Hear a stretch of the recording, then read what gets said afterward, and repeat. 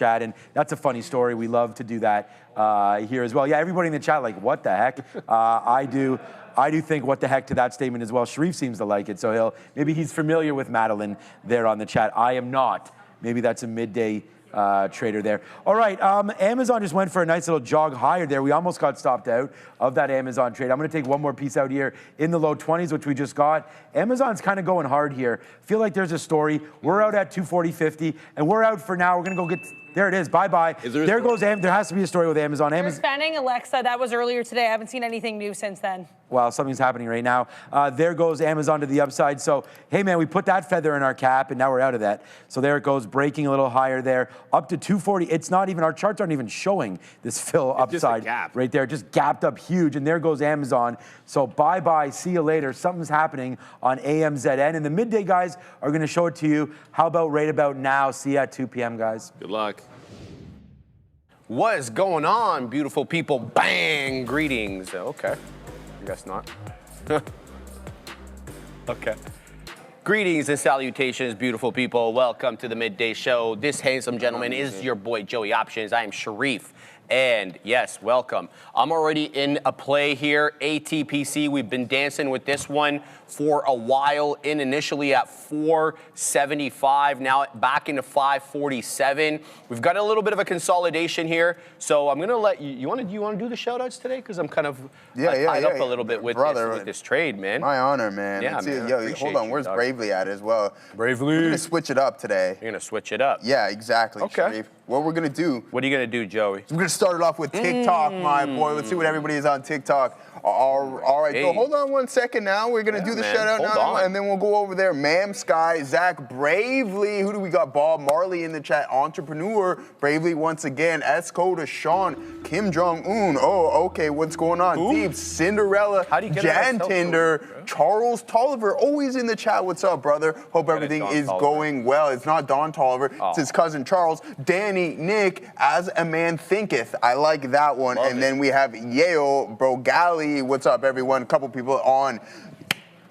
YouTube. Let's see, we got Jesse Martinez, Wendy's Tendies, Kale Gonzalez, Jesse, Sarah the Mama. What's going on? You've been messaging me, asking me what do I do with the NVDA? It's all right, relax, breathe. Wusa, Neil's in the chat, and a couple more individuals because I believe we switched over the stream.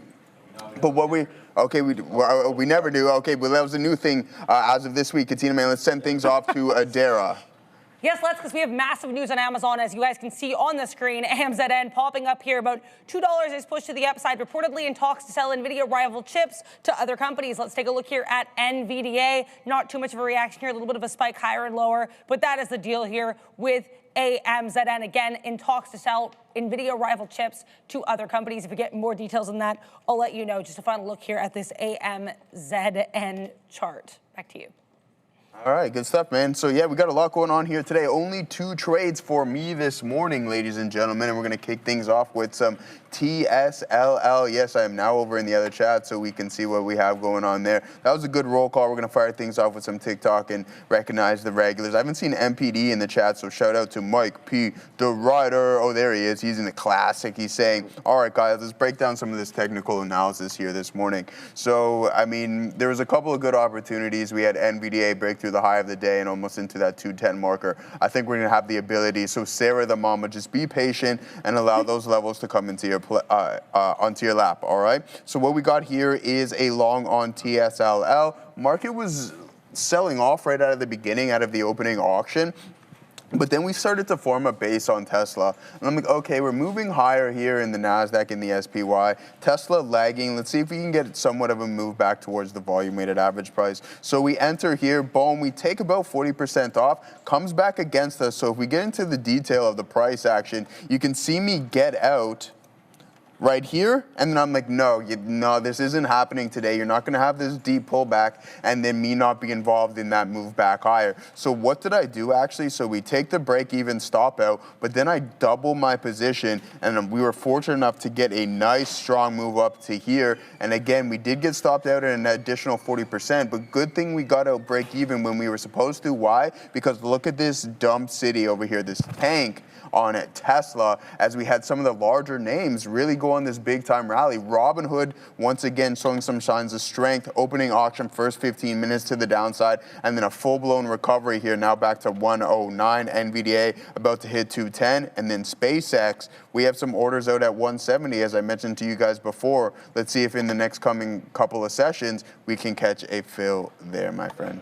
Oh my goodness, this ATPC. Sorry, just guys, I have to set. You want a couple more minutes? No, there? no, I'm good. just trying to set it up right now. So low is 510. That's easy to do. Let's just go and do that. I'm gonna go like this into that for that many shares. All right. Holding ATPC here, a bit of a consolidation look, but we're still holding Pro. We just lost it, so I'm out. Just as I put my stop in. Good that I put it in. Okay, so we did lose trend. We were holding the higher lows on ATPC, but that failed, so I'm out of that. I'm not going to defend into 5 until it sets up a little bit differently. In fact, it's losing 5 as we speak, so we'll give back a little bit there. We were positive on it. Tried to get a little bit more for the break of 6, but alas, it was not to be. Too bad, too bad. All right, so here's what we've got. The pickings are slim today in the world of small cap gappers. There is not that many that are running aggressively, but there are some. Hopefully, we'll be able to get to some of them on the show. FRMI, the one I'm looking at now, that's holding trend at the best of the bunch. At least the way I see it. FRMI is not up that much though, 14.15%, but it does have a good structure to it. Initial bull flag breakout right at 9:30. It was doing volume yesterday. It did do volume this morning, not much in the pre-market. The majority of the action though came subsequent to the bell. It's been holding structure.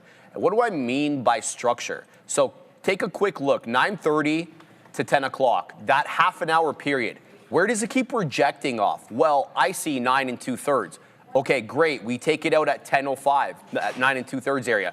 Then lo and behold, look what we start using as support, 9 2/3. It repeats that same pattern between 10:05 and say 10:45, where we keep rejecting off say 9 4/5.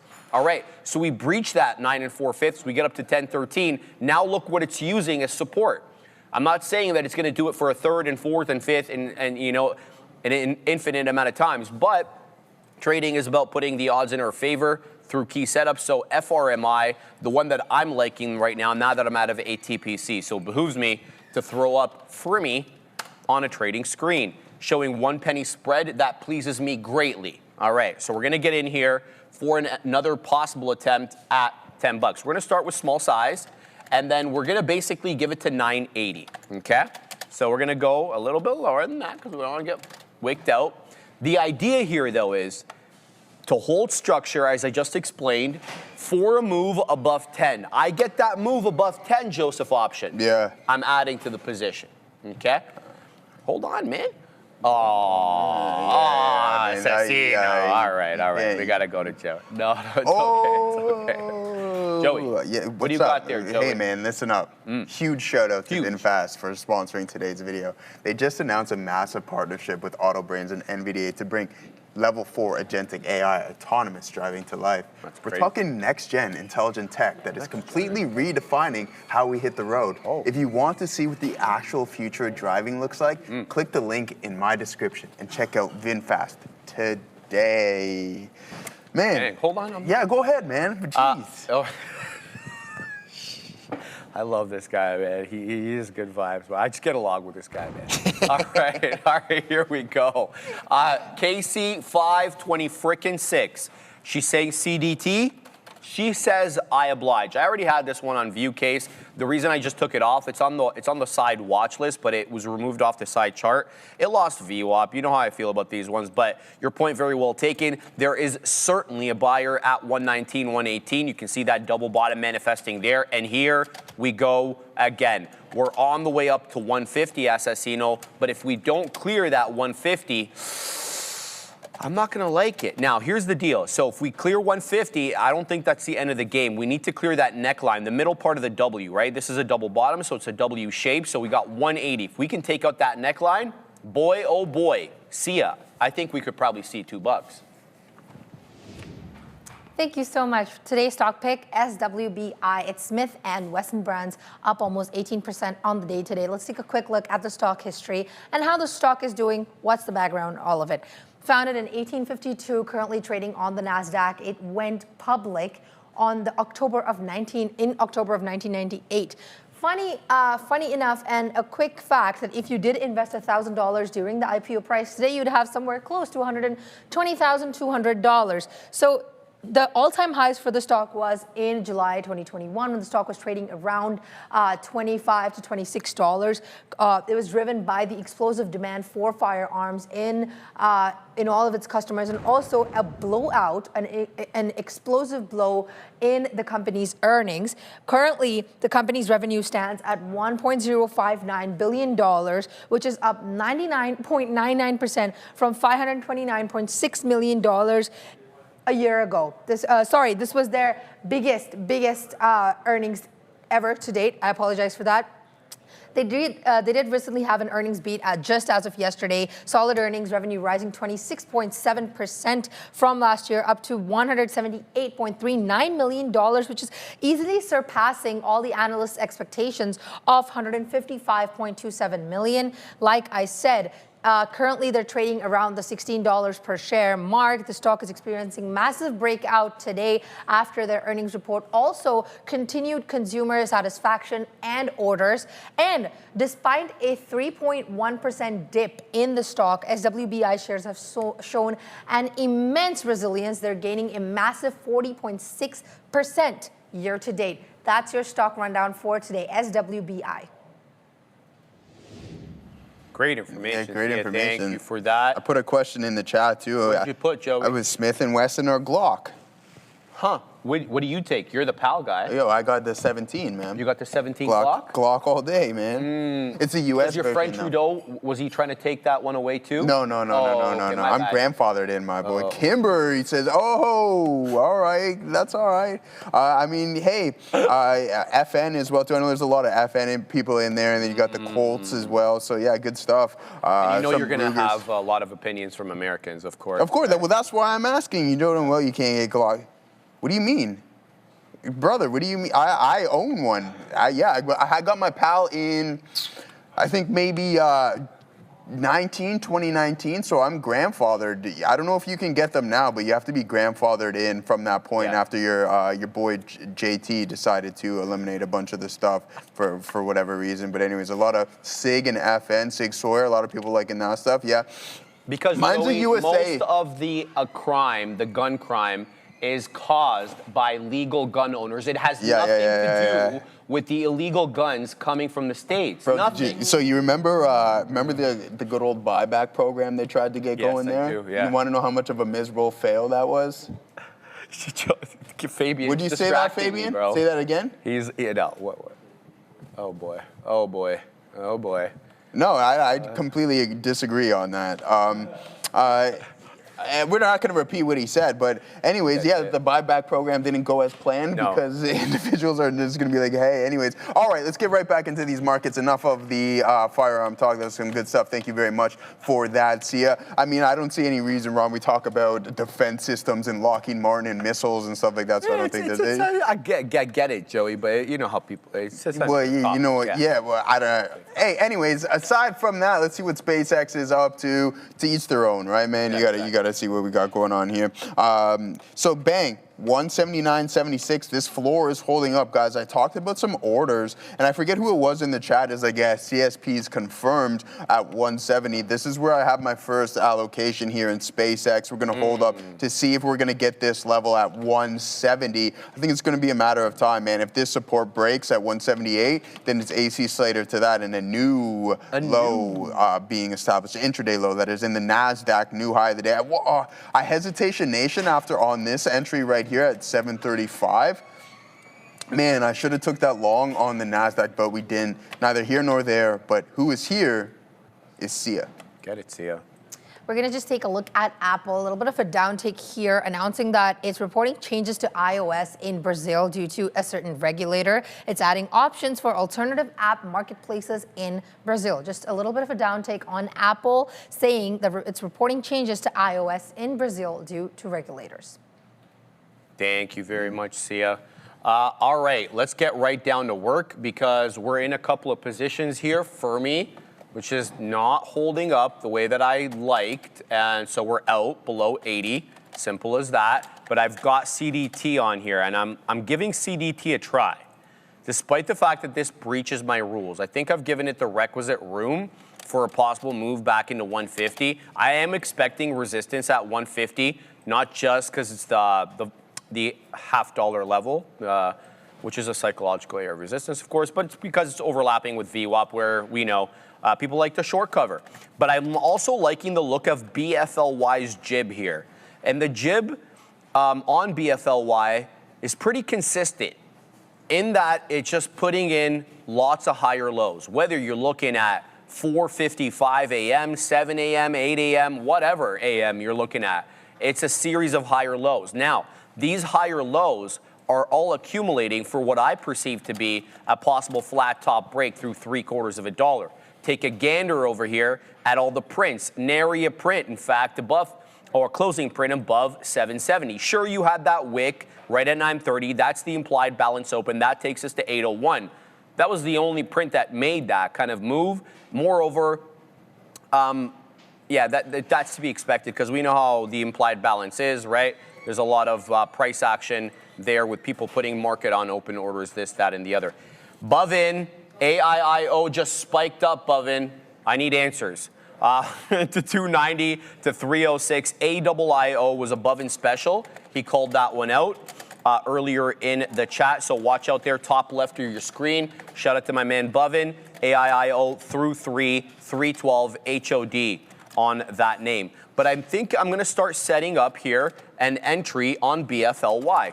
And, you know, doesn't end up working, doesn't end up working. That's kind of the way it works around here. Okay, so it's not on the NQ, is it on the NY? The answer is yes, Joey.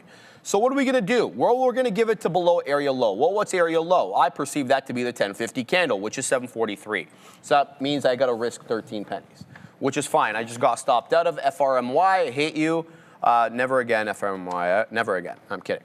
So let's go ahead, set up here on on BFLY. And I'm going to give it to 43s with the idea that this could flat top break through 770. So let's going to go some shares here. There we go. There we go. Let's give it to below the level. So we'll go 739, just below 43, because I don't like to put it that close.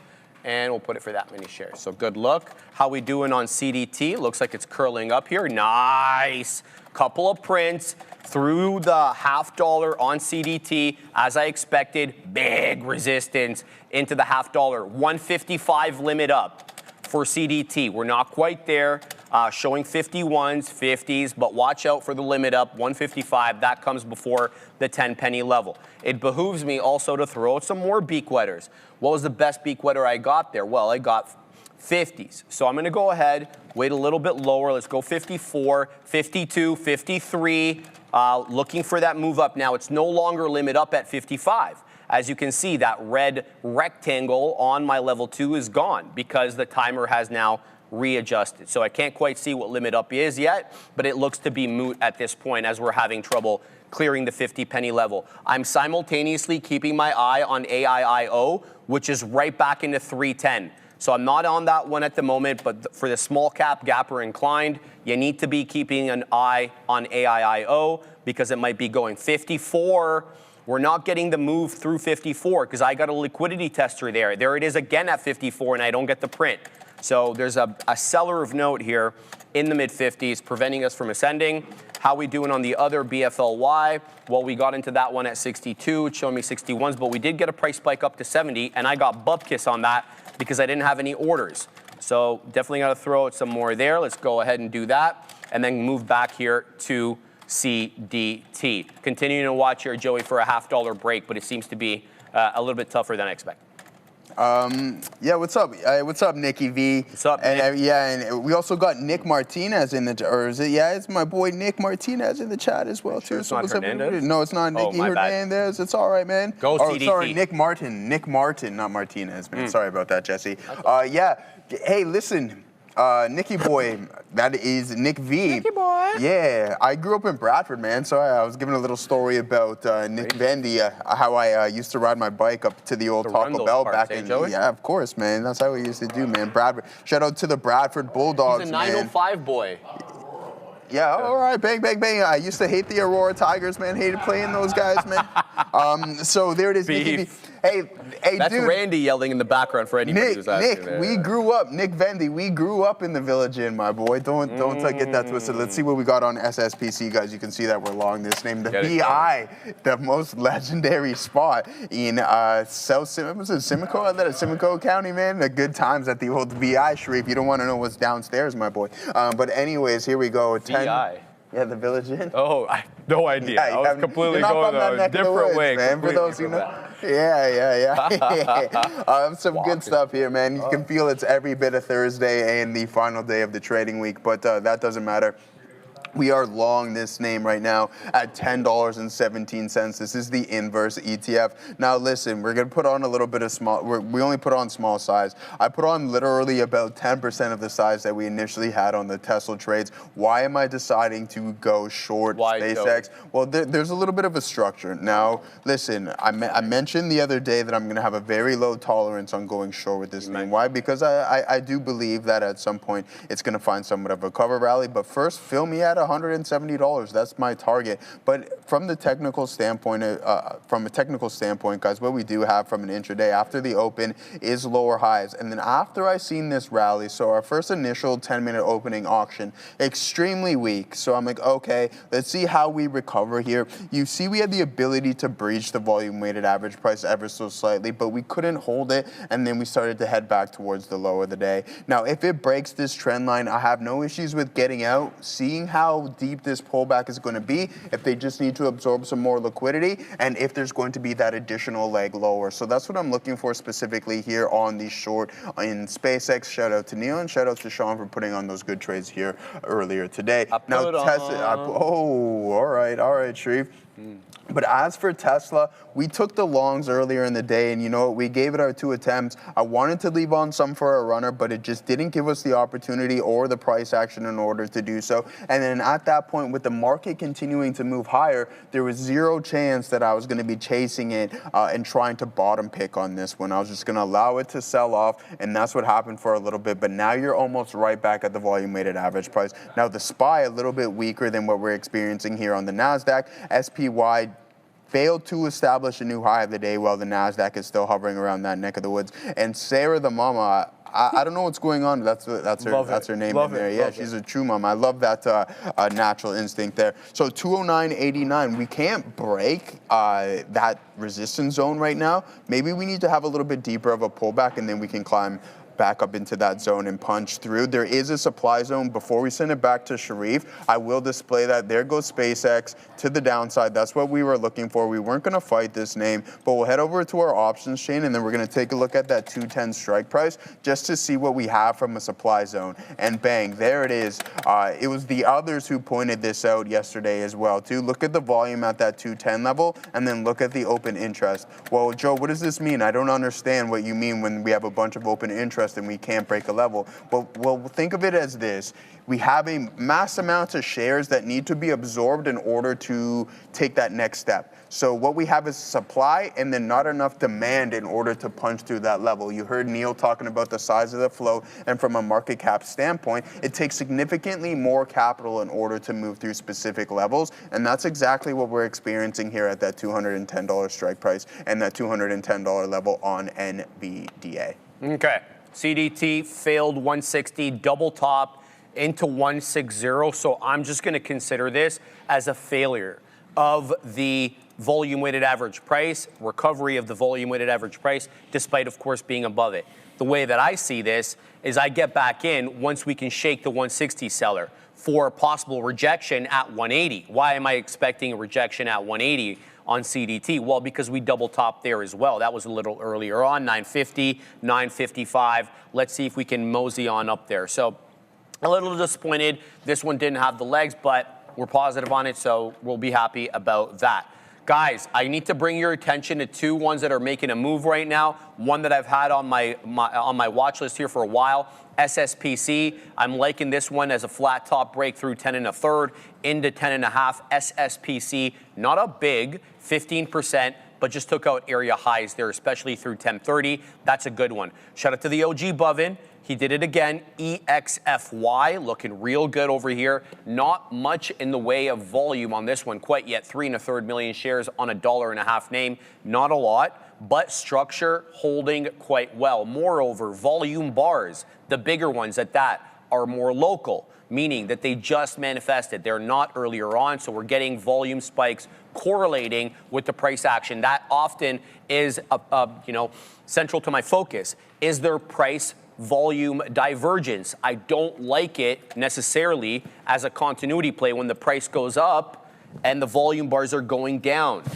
So something to think about there. Usually they need to coincide for me to feel secure in the trade.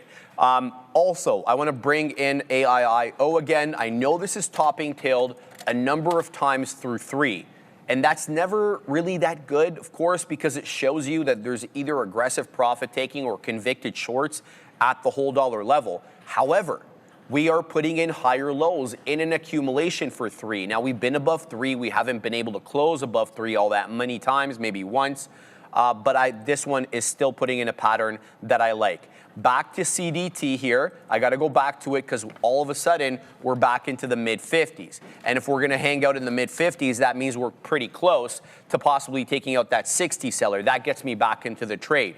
One could argue as well that I should have been a little bit more patient. I should have given it to prior bar low into 139. I didn't. I was long 142. Didn't want to see this one go by the wayside like some others, like FRMI. But I have another entry, and that entry would be through 160. So those are the ones I'm watching right now. I'm trying to think of whether I want to get back into CDT here and then give it to prior bar low, which is 142. That would mean I'm risking 10 pennies here. I can do that with smaller share size and then add through 160 once I get confirmation. So that's exactly what I'm going to do, especially since this bar is engulfed right now. So 142, I said it was. So let's go 141 as the out there. We'll give it the old college try, so to speak, and we'll see what we get there. While we kind of digest this trade, we're going to send you up to Sia for more news. Yes, U.S. Vice President J.D. Vance currently saying that 12.5 million barrels of oil went through the Hormuz Strait last night. Just repeating, keep an eye out. USO saying that 12.5 million barrels of oil went through the Strait of Hormuz last night. Iran did not shoot any ships overnight. Nearly a dozen ships have gone through the U.S. blockade. And just repeating, keep an eye out, USO. I like how you put that, Sia. Iran did not shoot at any ships overnight. It's like, that's nice development. I like that. That's good to hear, isn't it? Nobody's getting clipped anymore. Yeah, I know, of course. But I just like the way you put it. All right, so continuing to watch here, Joey. Tell them what you're looking at, my man. All right, brother. So enough to Adam, man. I don't know, but Adam, man, you're too Adam. funny. Yeah. What's up, brother? I hope everything is going good. I don't know where you are right now. You're always somewhere. But anyways, aside from that, guys, you can see we're starting to take some fills here on SSPC. This is going to be the inverse ETF to SpaceX as it was cracking through some support levels, but now it's starting to get a little bit of a bounce, and I figured that buyers were going to step in at that support level, at that support system, $177.75. So is there going to be an add opportunity? Maybe. Let's see what the overall market wants to do. I want NVDA to break through this $210 marker, and I want Robinhood to head up into that 110. Now, we are talking some options activity here this morning on Robinhood, and I want to see if this is oh, that's crazy, Ben. I want to see if this narrative has changed on today's expiration cycle because there's some fishy activity. Yeah, so I figured that's what it was. It was just like broker error because this was sitting on like literally double and single digit open contracts, which just didn't make any sense. Now you're starting to see some styes step in there or maybe some form of a correction, which I think is going to be the situation that we fell into because it like literally seeing 20 contracts and like 35 contracts throughout those 3 strike prices is crazy. Just like what Ben Affleck said is absolutely insane. But anyways, other than that, we'll head back over to the SpaceX options chain because we're going to have the ability to see some more open interest on this bad boy. And yesterday it was 4th on the volume list for complete contracts open and closed. So we typically see the SPY always putting in the most amount of volume. Then you have the Nasdaq following. Typically a neck and neck race between Apple and NVDA. And then right behind those big boys was this name SPCX. So SpaceX derivatives absolutely flying off the charts right now. $220, you're going to see a little bit of a supply zone there, and the exact same thing with that $200 price marker. Now 135. If boys and girls are writing options down here, man, at 135, that's going to be expiring 29 days. Oh, whoa! We don't want that. Let's head back over to a lesser duration, something that's near expiration. Now, I think this is what our boy Nikki was writing here as well, these 880. Did you get this value? Because if you're writing CSPs, I know you probably want to get assigned at some point, but these are slowly starting to increase in value. I do believe that within the next couple of trading sessions, who knows, if things get really ugly here today, we might even see $170, which is totally reasonable in my opinion. It would put us down substantially. I mean, we're down 8% already at this point, but don't forget the volatility is in it. We were sitting at 230%. Now we're starting to find somewhat of a base around 87% implied volatility. But what we are going to do right now, Sharif, is there it is, bang. We'll take another little piece here off on SSPC, the inverse leverage. Thanks to Sharif for showing me this one here as we are starting to climb long from 10. Oh, 10. Do you know 1017? No. Oh, shout out to, if you know, 1017, man. You don't want to get assigned Nick Vendy? Why would you sell CSPs then, brother? Just trying to catch the preem? Okay, fair enough. So shout out to 1017. Yes, you already know, man. Blicky 100% knows. So shout out to that and a nice little trade that we got going on SSPC. Good job, Joey. Thanks, man. Kill it, brother. All right, we are going back to SIA. Yeah, just keep an eye out here. The United States announcing that it has approved a plan for AI data centers to connect to grid. This is coming from a lot of news sources here. U.S. approving a plan for AI data centers to connect to grid. Thank you very much, Sia. Yes, that will be important. I know how much people love data centers in the chat. Nobody feels strongly about this topic at all. Not even Adam James. Just get everybody lit up in the chat. I love it. All right, guys. EXFY dropping, bleeding its own blood down into 145. Watch out for that one. We're long back on FRMI. Breach through 10. It's a 1013 high. Looking for continuation on this one. Got 99s on. It's showing me 03s, 04s. Let's see if we can get a price spike up. Test that high a day. Yeah, I'm going to have to stop at a BFOY. This is not the right trade. It's failing VWAP, 70 seller. We're going to stop the bleeding there. We're going to go negative on the day with that trade, but we're going to keep a good attitude and continue to keep my eye on the ones that are moving. Looking specifically at SSPC. Let me take off CDT here. How do you feel about AIIO here, Bovin, with this triple top at 310? That could be interesting there. Let me know what you think about that, brother. But I want to put SSPC on the NQ. Is the NY? No, AMX then. Nice. Okay, 1053 currently, 1058 high. This could be very interesting here, especially if we get that decisive continuation through 1050. Like it's at 55s right now, but I wouldn't really call that decisiveness, right? I love it. Them all down. I know, Adam. I know how you feel, brother. We love you. Shout out to Adam James abroad, always doing it. Live Sharif, chart is good, just need volume. Bovin talking about AIIO, which is up nicely on the day, but 20 2/3% into above $3 here. So interesting look there.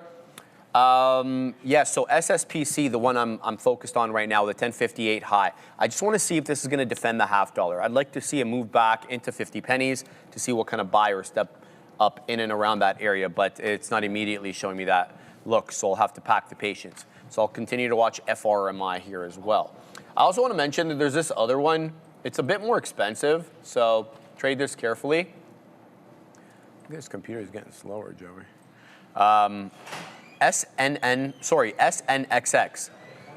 It's really defending the 10 EMA on the 5 and really does have a lot of resistance at $43 for, $42.50. And I'm not really sure why, but here it is again. Now it's breaking out $42.60. Watch out, $42.90 is the high of the day. So you assume that this one might be a touch into 43, but we're above that $42.50 for the first time since 1025. So SNXX, one to look out for there. I'm going to pack the patience. We see if we can get into SSPC, SNXX, and AIIO. While we debate that, There's a headline there. Rivian CEO rebuffs the idea of a sale to Elon Musk. Not sure Elon would be interested in that anyway, but we're going to go to Adara and Juan at the big desk. Definitely, we're all interested in this European close here with us, as he is every day at 11:30 a.m. and 3:30 p.m. We've got one right now. He's going to tell us about the Euro close. What should we be keeping an eye out for? Thank you so much, Adara. So here's a little bit about what happened overnight in the European markets. Quite mixed, a little bit volatile, especially some euphoria over the US-Iran peace treaty signing. But that was offset by a huge liquidity reality check from US markets. We see the stocks Europe 600, that was down by 0.34%. Euro stocks, however, bounced back and they ended up in the green, mainly from banking buffers absorbing that of cyclical selling. And in Germany, DAX, they definitely outperformed the region, crossing the 25,000 threshold. That was on the back of a 4.1% gain in Infineon, some semiconductor movements right there. But basically, I think the main factor that happened overnight was that hawkish pivot under the Fed chair, Walsh. So sentiment shifting, of course, following Kevin Walsh's debut press conference yesterday. It signaled a persistent core inflation necessitates prolonged restrictive policy. So that pretty much triggered a global bond reset and slowed equity momentum in the region. But however, on the upside, airlines are rising on that peace trade. We see aviation stocks surging on lower fuel costs. Air France, for example, was gaining about 3.1%, and Lufthansa was also up by 1.7%. So good start for airline industry in Europe. Yeah, lots to look at here for Europe, and we'll see Juan again at 3:30 p.m. to talk the Asian markets. Thanks, Juan. Sorry, I'm so sorry. I was having chat, and I like hearing about the Euro close as well. I think it's really important. Euro markets at 52-week highs. We also seen the emerging markets start to hit some new highs as well, too, guys. That was hitting the options scanner the other night. You're going to get the Brazilian markets and some of the other South American markets there within that specific ETF. Now, Big Neck, I know you changed your name, and yeah, anyways, I'll say something to you in the chat. Yeah, Nikki, hopefully those, Nikki V, I hope those really work out for you, my boy. I can be patient. I would rather you personally hit on those contracts today than me catch any form of a fill that isn't going to be removed anytime soon. I believe in the near future we're going to be able to hit that target. And then I mentioned yesterday, what's in the cup today? Just some coffee, man. I mean, that's typically... Because your little spiel yesterday about, you know, the new coffee addiction. Yeah. Listen, man, I'm full blown. I need that stuff now at this point. But other than that, guys... I find that funny. Dude. Pardon? I don't know why I find it funny. Why? I don't know why I find it funny. Just do. Yeah, it's true, man. It changed my life, man. I can now wake up and, function, I feel like, and not be always tired.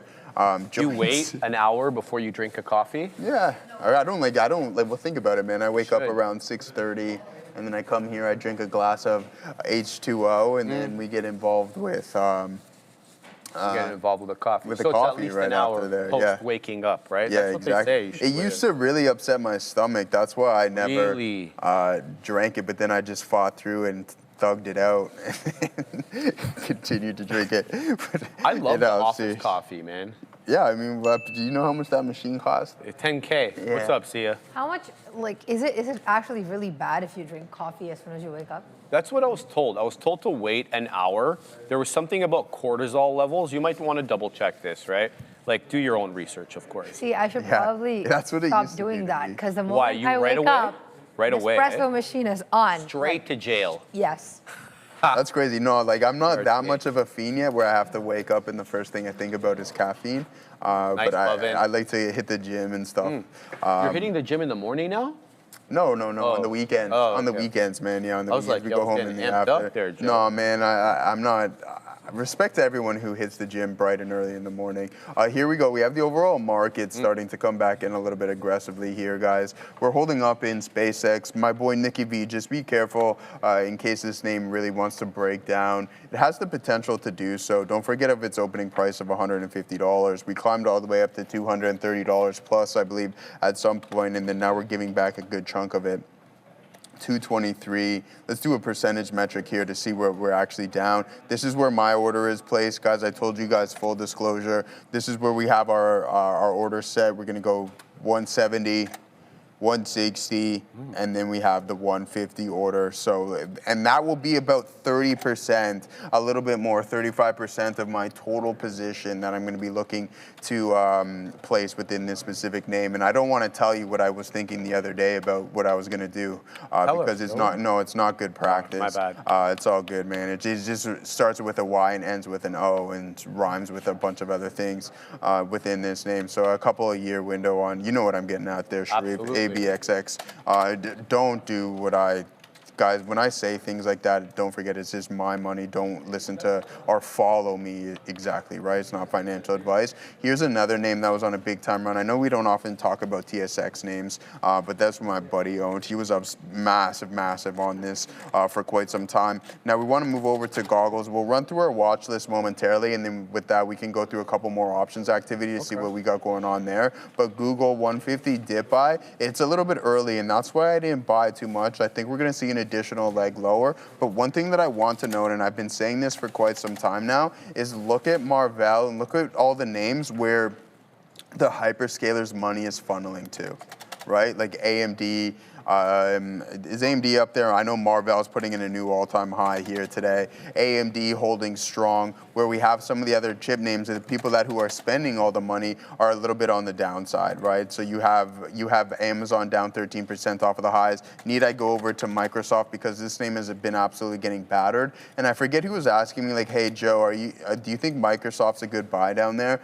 I'm not gonna say yes or no. Just understand that, like, just what I've learned over time, man, is you can buy this stuff at value, but don't expect it to work immediately. You might have to continuously grab some more. So never go all in at once. And don't forget, man, this is what really grinds my gears at times, Sharif. I'm going to go over that right now. Okay. And I heard Sean talking about it this morning too, is that we're back to January. Like, I mean, if I want to make it really ugly, we're back to November of 2023 levels, okay?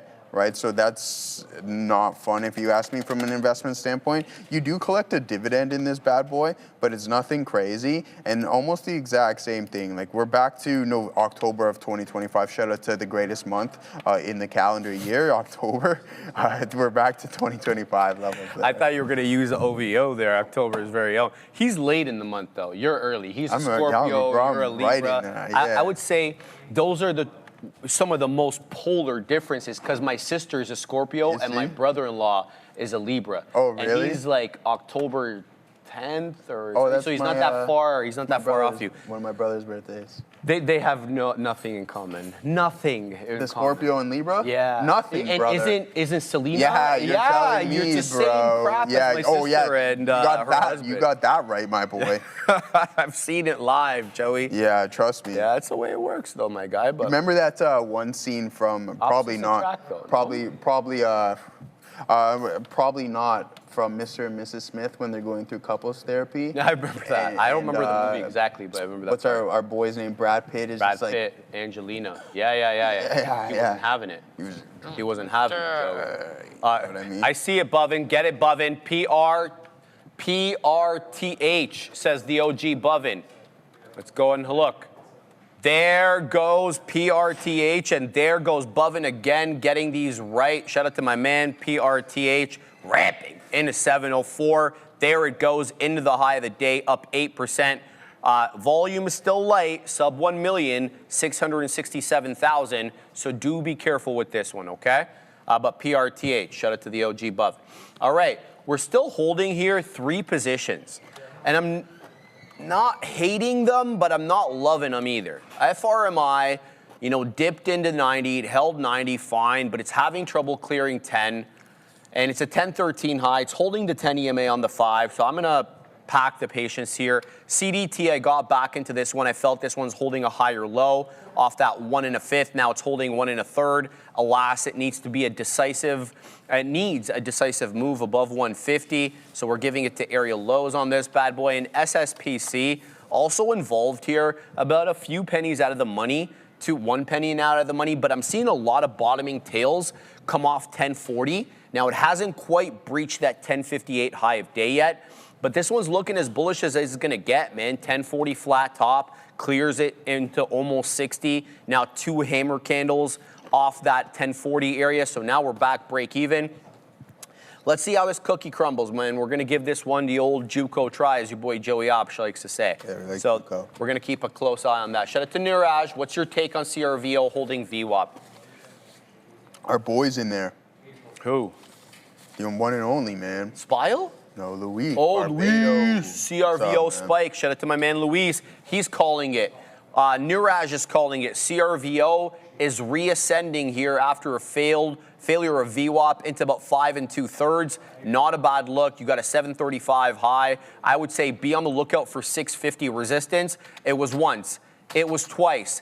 And if it rejects this one, it will be OB. He is the one thrice. 650. Watch out for a decisive clearing of 650. I think if we can get that, we're talking about 7 and then 7 1/3, which is the high of the day. This one's going to find its way onto the side chart. Joey, it's just about who we're going to take off. BFLY, EXFY, man, this is it's tough. ATPC, sorry, bro, you're out. CRVO goes in, you out. ATPC, you still stay on the watch list, though, in case I need to pull you back up. But guys, by the way, I'm quite tired today. So we went to sleep very late last night because we got home super late. What time did you go to from sleep? From the game, almost 12, brother. And I wake up at 5, so that's not enough for me. Game was fantastic. Pictures coming soon, videos coming soon.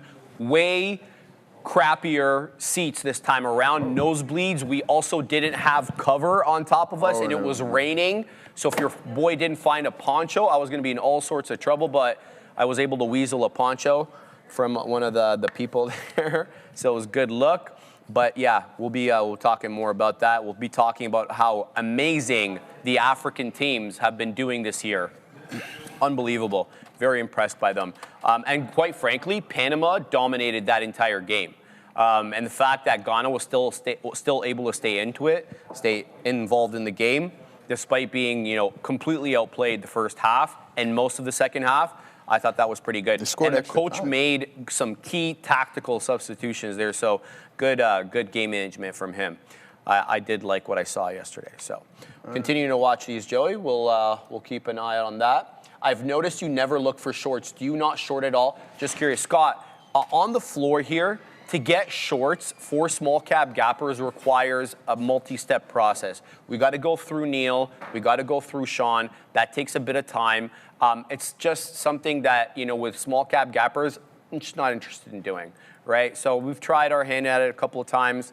Should the long stop working, then we'll get involved with that. But I do see your point. I know that people have pointed that out many times. There's a reason behind it, though. Joey. All right, good stuff, man. Yeah, all right. Well, I know what kind of day he's having, man. You can continue to do your thing. That's our boy Jesse. He's a little quiet today. All right, guys. Pardon me. Jesse Hernandez? Yeah, Hernandez, man. Get it, Jesse. All right, our guy. I was just shouting out to Blicky to make he's sure. good vibes. Sure, our guy. Yeah, he's our guy, man. Don't worry. We love Jesse. We love Blicky. We love everybody in the chat, to be honest with you. Arun Warrior asking me, why not make life easier and just go long DRAM? It's a great question, man. I mean... You gonna let him talk to you like that, Joey? Yeah, actually, because he's not wrong.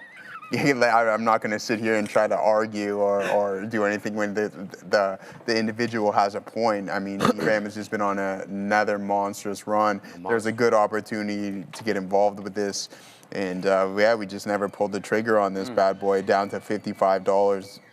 That's crazy, another 40% here. So it's just buy any pullback. And like I said, man, I believe this is going to be a multi-year run-in within some of these strong names. SanDisk up another 10%. Are you kidding me? Like Katina, man, I remember during the earnings report, we'll give credit where it's due. Talking about $1,000 here in SanDisk, and then now we're sitting on $2,100. I mean, why don't you just split already and get more people involved? That's pretty much the primary reason on why I'm not looking or haven't traded this or bought any of this whatsoever, is because it's now $2,100, as I just mentioned. So you're up 10% here today. Micron up bigly, as Sharif would like to say, and then there's DRAM up another 5%. So Texas Instruments, our boy, we love this You're one. a big fan of that. I'm a big fan. We've been talking about, I've been a big fan of Texas Instruments here. It's been on a big time move, and more happy we could not be. Even I don't even own it, so if you're an owner of Texas Instruments, we're no longer talking about the calculators anymore, Sharif. Straight up. up. Look at IBIT here. Man, oh man, is this space ever in trouble? And that's what I'm talking about, offloading. We can buy already at a lower price. One of the worst performing names in my portfolio. Now we're currently sitting in, when did we start selling off? October of 25. Man, oh man. Now June, 50% off of the highs, cut in half. Not too good of a look. Let's send it over to the desk. Thank you so much. Just a quick update here. U.S. Vice President J.D. Vance saying that we do expect, as part of the final deal, that Iran won't have missiles that threaten the entire world, and also saying that Vance saying that there will be no final deal if Strait of Hormuz is not open. Just repeating that U.S. Vice President J.D. Vance saying that we do expect, as part of the final deal, Iran won't have missiles that threaten the world, and there will be no final deal if the Strait of Hormuz is not open. That was a hot mic moment. I love it. Was that a hot mic? I was calling Sharif. They heard us hating on Netflix. I heard Sharif. I said to Joey, I'm like, yes, Netflix is down, but he's like, I'm not in it. I'm like, I would be celebrating if you were in it, right? Like, because that's just not how I am. But yeah, I'm not a big fan of that company. I'll just put it that way. AC Slater to it. AC Slater, it's back into the 70s, and I wouldn't mind seeing it in the 60s either. Where's Gorev here? Sharif, can I go over something quick? Ahead, I don't know if you have anything. Oh, you have your orders a couple of supers, but go ahead, brother. Absolutely. Where's Gorev at in Los Polios? I haven't seen my OGs in the chat here today. I know Gorev's always lurking around somewhere. He's busy, probably longing NVDA now at this point off of this print right at the volume weighted average price, and same thing with the Nasdaq and the SPY. So some good opportunities there. Continuous downslope in SPCX. We're long SSPC. So that's going to be that inverse product as we start to come in a little bit. Again, I told you I only had 10% of my first position on TSLL and 5% of what I had on my second entry on TSLL. So that was a nice one so far. We're shooting at 100% clip rate. We don't want to get too ahead of ourselves. 3 for 3, as Steph Curry once did. 1, 2, 3. Bam. Are we going to someone there, or was I sending it to you? No, you're good. All right, cool. Yeah, no, I didn't. I don't remember. Yeah, go over. Yeah, that's what we're going to do. Can we put Peter Hope's up first because it was for 2? Yeah, let's zoom in on the top supporters over there too. We always want to keep an eye on those individuals. SPCX, Joey. Am I seeing a flat bottom break? Oh. Let's have a look, man. Let's find out what we're seeing. I'm assuming you're talking intraday because, well, we haven't had too many days of trading, so it's got to be intra. Let's find out. Ooh, well, I wouldn't say flat bottom break, brother. I would say a downward channel. But I like where you're going with this. If you're thinking locally here on the 5-minute chart between 1130 and 1150, the fact that it's defending, let's just say 175-ish, okay, fine. But I see the bigger picture here, and this, to me, is more of a downward channel. But I like where you're going with that. See, and you know, you're never always going to get respect for the channels. You're going to have outlying areas. Case in point, especially when you have the high liquidity times of the day, implied balance open, and the close. So you're going to get these outsized moves. But most of the time, it does respect the channel. So I would say, just personal opinion, this is a downward channel. Thank you, Peter Hope. Film World. 47.87 dropping €2. BMW seems like a buy. What do you guys think? What's BMW on Neil? What's BMW on OTC markets? Okay, let me find out. BMWYY. BMWY. Thanks, Neil. There we go. 2 Ys. Okay, let me just pull up. Let me pull it up over here. I got to pull out of this trade on CDT. Piece of crap. And that's Amex, Neil, or OTC? What's the gateway? Thank you. BMWYY on the OTC. What's OTC ticker again? Or OL? What's the? No, PK. Thank you. PK. Pinks. Yeah, Pinks. Pink sheets. Let's go. Where's PK at? PK Subban. Ooh, there we go. I seen him downtown. Did you? A couple of years ago, yeah. Just walking Queen Street. Did you actually see PK Subban? Yeah, walking Queen Street. It's not showing me a chart, though, but I can load up the level 2. Let me see if I can load it up over here, man. BMWYY. You know what I'm going to do? Just type in BMW over here. See what comes up. Auctions on the TSE, BMW, on the pink. There we go. Got it. Hopefully I'll be able to. Yes, perfect. Let's go daily. Funny enough that you should ask that, Film World. And the reason I say, funny enough, you should ask that is because we had Randy on yesterday and we were talking, the topic of conversation was, have the German car makers lost their way? And I think for the most part, we all agreed. CRVO's ripping, by the way, guys. Oh, we're gonna have to put, man, it's just so hard to trade and talk. CRVO's really going. We were all in agreement, especially that, essentially that they were really trying to shore up costs and save money, much at the expense of the quality of the builds. I made the point, you know, my old man has one. He has a Mercedes, excuse me, and you know it's very plasticky. My nephew has the new 3 Series, very plasticky. So I feel like, you know, their best days are behind them a little bit because they're having to compete. And they're having to shore up costs, and that's really eating into the quality. But your point, very well taken. This is a very, very good area of support, this low 20s area. We bounced into it back in November of 24, again in, I think, April.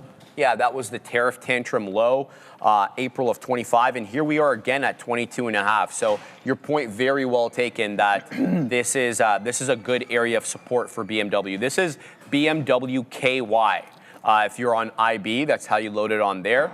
I like this area here as an area of support, but if it doesn't hold up, you're out. Perhaps you can give it to 20 bucks. You know, that risks about a couple of bucks there, and this is the weekly, so you can kind of see that very clear area of support on the weekly. Thank you, Film World 4787 for the €2 super chat. Let me just flip this back. CDT got out of that one as that one was not respecting trend, but still holding up at 30, so that makes me wonder if I should have got out of that. But what are you looking at, brother? How you doing over there? Yeah, we're doing all right, Gorb. I didn't take it. Long Tesla 387 in the morning. Nice, man. Off of those lows. Yeah, I don't know. He's been wearing some TPS reports. I feel like he's been wearing some different clothing as of late. Yeah, we're still sitting in this SSPC trade. We had a couple on Tesla earlier in the day. There's no need for me to milk that stone. We'll go over it later in the day because we've talked about it quite enough. 2 for 2 on that one. Nice. And then we get out. Yeah, I mean, it is what it is. We didn't capitalize on everything. I was looking for a runner here, but that wasn't necessarily the case. As Gaurav talks about NVDA starting to find its way, this is the print that, I mean, I didn't take it, but as soon as I seen it, I was like, there's a high probability of it. There's no need for me to get too carried away here today because we have this good SpaceX short, so we'll let that one ride. And the market finding a recovery here as it bounces off a volume-weighted average price for the second time here throughout the intraday session. But what I do want to do right now is head over to the financials and see how we've been performing over there. We were talking about JP Morgan this morning, and I want to know if it's going to be continuing on that path. Man, I don't know what happened to TKO. I thought we were knocking some people out with this one here straight, but it doesn't seem to be the case. A little DQ on TKO as it's starting to come back in a little bit. It's all right. We buy a little bit more. No problem. No problem. At some point, I believe it will make a new all-time high. Dana White and Company, big fan, regardless if you like them or not. But here is JPM. Yeah, now turning negative here, guys. So once again, we had this big gap up through this resistance zone at 316. And then off to the races we went, tapped into another all-time high here today, but only by a couple of pennies. And then now we're giving back the majority of the move. And I talked about the fact that this was lagging its peers. I mean, the individuals who I'm referring to are Goldman Sachs and Morgan Stanley. Goldman Stacks, as we should like to call it, man, there, as it ran into we came up with that one yesterday. Yeah, you got that one, man. You're like, hey, did you say Goldman Sachs? I'm like, I don't think I did, but then apparently we're going to go with it. We're going to roll with the punches on that one. Citibank, same thing, guys, another all-time high. The one name that I believe isn't performing very well. Oh, okay, all-time high yesterday. So XLF helping carry the SPY, the second heaviest weighted sector in the S&P 500, finally starting to pick up a little steam, and that's exactly what we want to see. Oh, Sharif, thanks for reminding me, brother, because we're going to do exactly that now. And you know what time it is when I typically say this, right? You got to be kidding me, bro. What? It's time for the best performing sectors of the day. So let's go over there and see what we got going on from the best performing sectors on today's intraday session. We'll head over there. Tech sector leading the way. We're up 2.6%. Utilities up there as well. We're up 1.8%. Consumer cyclical, we're up 1.3%. And the industrials were up 1%. Real estate, same thing, or not same thing, 0.6. Communication, we're at 0.6, so close to the real estate sector. And then what we have in the bottom of the barrel here, guys, is the energy sector. We're going to start from the bottom and go up 1.92% to the downside. Healthcare down 1 1/5 approximately. And then we also have consumer defensive. So Wally's World looked like it might be in a little bit of trouble. And financials down 0.4%, and we're flat on the materials. I want to take a look at some of these staples names before we send it back to our boy. Excuse me, that orange was good. Jesse, I hope everything's good on your end. Get it, Jesse. What was I going to talk about here? Walmart. CRVO, guys. No, Walmart. Here it is, 135 now down to 117. Once again, things are starting to curl over for this name. All right, man. CRVO. I got stopped out of SSPC again. I don't have a read on that, so I'm staying away. CRVO, we did well into 735. That's not technically the high. 725. 735 is the high of day. I'm looking for a defend to 7 here. So there was an aggressive buyer in the high 90s on CRVO when we were dancing around the whole dollar. Now they're stepping in at 4s and 3s, 704, 703. So I'm looking for a backstop into 7 here. Prior bar low does take us down, I believe, into about 6 2/3. If I can just double check that. Yeah, somewhere around 6 2/3. So if you're trend following, 6 2/3 is the prior bar, but I'm looking for a 7 support here. So we'll see how this one works out. We're going to send it to Sia.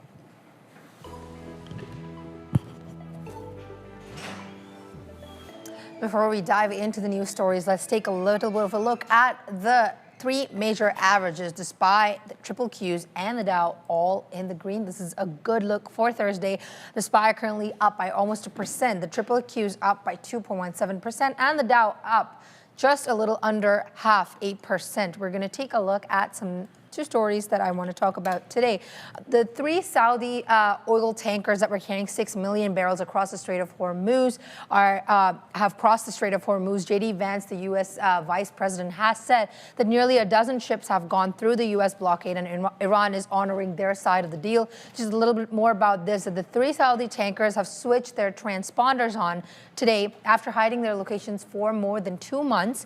President Donald Trump and Iranian President Masoud Pezeshkian have signed a deal yesterday that's supposed to reopen the Strait of Hormuz, and this just in a couple moments ago that the USA and Iran have declared immediate permanent end to military operations on all fronts, including Lebanon. This is said in a text to Congress a couple of minutes ago. I'm going to take a look at ANF. So Hollister and Target are partnering with Target to start selling home and dorm decor for the first time, giving it an opening into the back to college market, which is super lucrative as we do know it. And with people heading back to college super soon, the collaboration will be launching online in most Target stores and select Hollister locations as of June 28th. We'll also feature almost 60 items across men's and women's apparel and bedding. And just a couple numbers to talk. According to the National Retail Federation, as of last year, the back-to-college shopping market had reached $88.8 billion, with dorm and apartment furnishings totaling to $12.8 billion in spending. And that is second only to electronics and computer-related equipment. Currently, Abercrombie is up on the day almost 5.17%. Sending it back to you. Are we, though? It's less than the daytime. Thanks, Sia. You know what? Sometimes it's time to do a little bit of magic here. Because I think, look, we talk about trading, putting yourself in the best spots, looking for patterns, but it's even better if you can just magically guess where you should enter and exit and where key prices are. And so I'm going to show you exactly how you're able to do that, because I heard Sharif talking about CRVO, and, you know, I think, and you can see how well this lines up, these lines can be drawn before this stock even starts trading. And that's how easy it is. Like, see this 420 hold? Like, volume picks up, 420 hold and this resistance here. Yeah, I mean, like once it establishes this breakout and in the pre-market and 8 o'clock and that resistance, of course you can say support there and then resistance there and then breakout and then that support turns into resistance. And then wait a minute, look at that magical high that we got here at 740 that it's breaking out. All of these levels, of course it's nice to draw them after the fact, but it's not like you could possibly have ever found some of those price levels before. This is the thing about small cappers. And we've talked about this previously.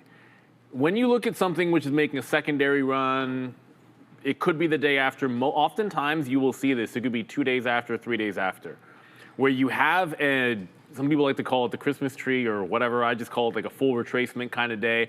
It has the big movement, has the big volume, and then it gives it up and gives a consolidation day. Sometimes it'll be 1 day, 2 days, 3 days. But if you're paying close enough attention, and this is your bag, and I used to trade penny stocks, and it's something I would do, you track the stock for the week, right? You have an obvious breakout. On day one, where's the dip into VWAP? Oh yeah, 420. Okay, even flat bottom broke it at the end of the day. The following consolidation day, resistance at 420. So I know it's easy to say after it pulls back here, you want to dip 420, but you're already looking at this level if this is your bag. Why? Because with penny stocks and these small cappers, you want to be involved in the pre-market because that's where the best juice is going to be. So you need to have your levels locked and loaded and not just after the fact. I also like to, obviously when you're looking at key resistance levels, you're going to be able to find where the sellers came in, see some of those highs. But if you see a pattern, oftentimes in a group of stocks, now it could be a sector that does this. In this particular case, it could be small cappers, which we know are better with the PDT. It's not as easy as, oh, okay, well, this was good 2 days ago. It didn't do anything the next day. Let's just throw the baby out with the bathwater. We saw this before with that OBAI stock, right? Like you want to track it for a couple of days. If you made money on it 2 days ago, just give it a chance. Leave it up for a couple of days. Make sure it's still on your scanner or your watch list, your Copor, whatever it is you're using. Have your key levels locked and loaded, because the reality of any style of trader is you're going to make most of your money on, it's the 80-20 rule, the Pareto principle. You make 80% of your money on 20% of the trades. You make 80% of your money on 20% of the days. Like it's just, that whole principle exists. So when something like this happens and you could be in at a 420, you're talking a 20% move here, and then you're getting even bigger than that at like a 40% or like 35 to 40% move on the top end of the trade. That can be your week if you're a small cap trader.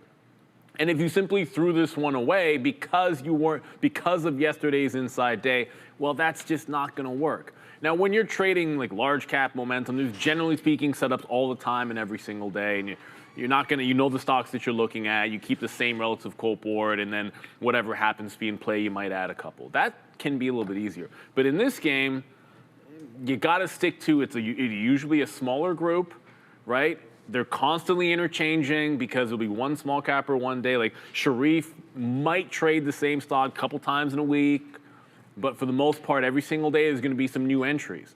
Just make sure that you are not completely giving up on the ones that give you price information. Because once it's already gone for a day or two and made move for a day or two with volume, it's given you price information. So there's a bit of an edge if it starts to go again. And maybe it didn't. And that's about to go into a down halt as we speak, by the way. Yeah, so double to, look at that. The prior high, look at the wick. I mean, come on. Couldn't be any better than that. Look at the wick. Would you have been, if you were keying on these levels, you would have been taking profit the first up halt, and when it reopened, you would have been taking profit here again and waiting for buyers to win above that 740 level. And you would have had that information going into all of this move. All you had to do was zoom out. I always say it, when in doubt, zoom out. But also, if in small cap land, don't throw it out just because it had a consolidative day. Sometimes you have to give it a second chance to go. And I say this, and I've said it before, I started out as a penny stock trader on the prop floor in 2003. And I made my first checks trading penny stocks, primarily small cap, but most of them were penny stocks back in the day. So I'm a firm believer in you make your money however you have to make it. Trading is hard enough, right? So if this is your bag, you want to keep these on your list. When you get that price information and have a little bit of an advantage, that second day, that third day after it's been asleep can be a good one. because you can be a little bit more specific with your entries. You can have better targets out there for you to be able to run to instead of having to guess or have Fibonacci's out there. So hopefully that speaks to some of the small caps, but just in general, trading in general and getting price information is so important. Although this was catered towards some of these gappers and runners, I can tell you the chicken was pretty dry that we had. However, the cornbread, the cornbread, it's okay. Look, it's not the same as like my aunt who makes cornbread in Melbourne. It's not going to be that good. But straight up, I don't trust anybody that doesn't like cornbread. I'm just being real. So it's delicious. I hope you guys enjoy whatever you have for lunch. I'm going to enjoy this. Good luck on CRVO. It is halted with a tap of 653. There's your lesson of the day. Make sure you eat your cornbread this weekend. All right, guys, VinFast. Huge shout out to VinFast for sponsoring today's video. They just announced a massive partnership with AutoBrains and NVIDIA to bring level 4 agentic AI autonomous driving to real life. We're talking about next-gen intelligent tech that is completely redefining how we hit the road. If you want to see what the actual future of driving looks like, then you need to click the link in my description and check out VinFast today. Shout out to the VinFast. I did see a VF9 yesterday on the road. Happen to like them, man. Sorry, the VF8, excuse me. Big fan of that car. Big fan of that car. I always see it when I go to Yorkdale. So shout out to them. All right. Go ahead, Joey. No, I was going to mention, I was going to add to your VinFast. I know that they have those, like, I wouldn't call them utility, but those, like those vans, those work vans that you see a lot of. I didn't know that. Yeah, VinFast. Yeah, VinFast has those. Some of the utility workers I know operate those. One of them got locked up. It, like, glitched, and the brake was locked, and they couldn't move the vehicle. No way. Yeah. There's some things like that happen. Here it goes, 172.77 here. I know a lot of people talking about, hey, can we get into some SpaceX conversation?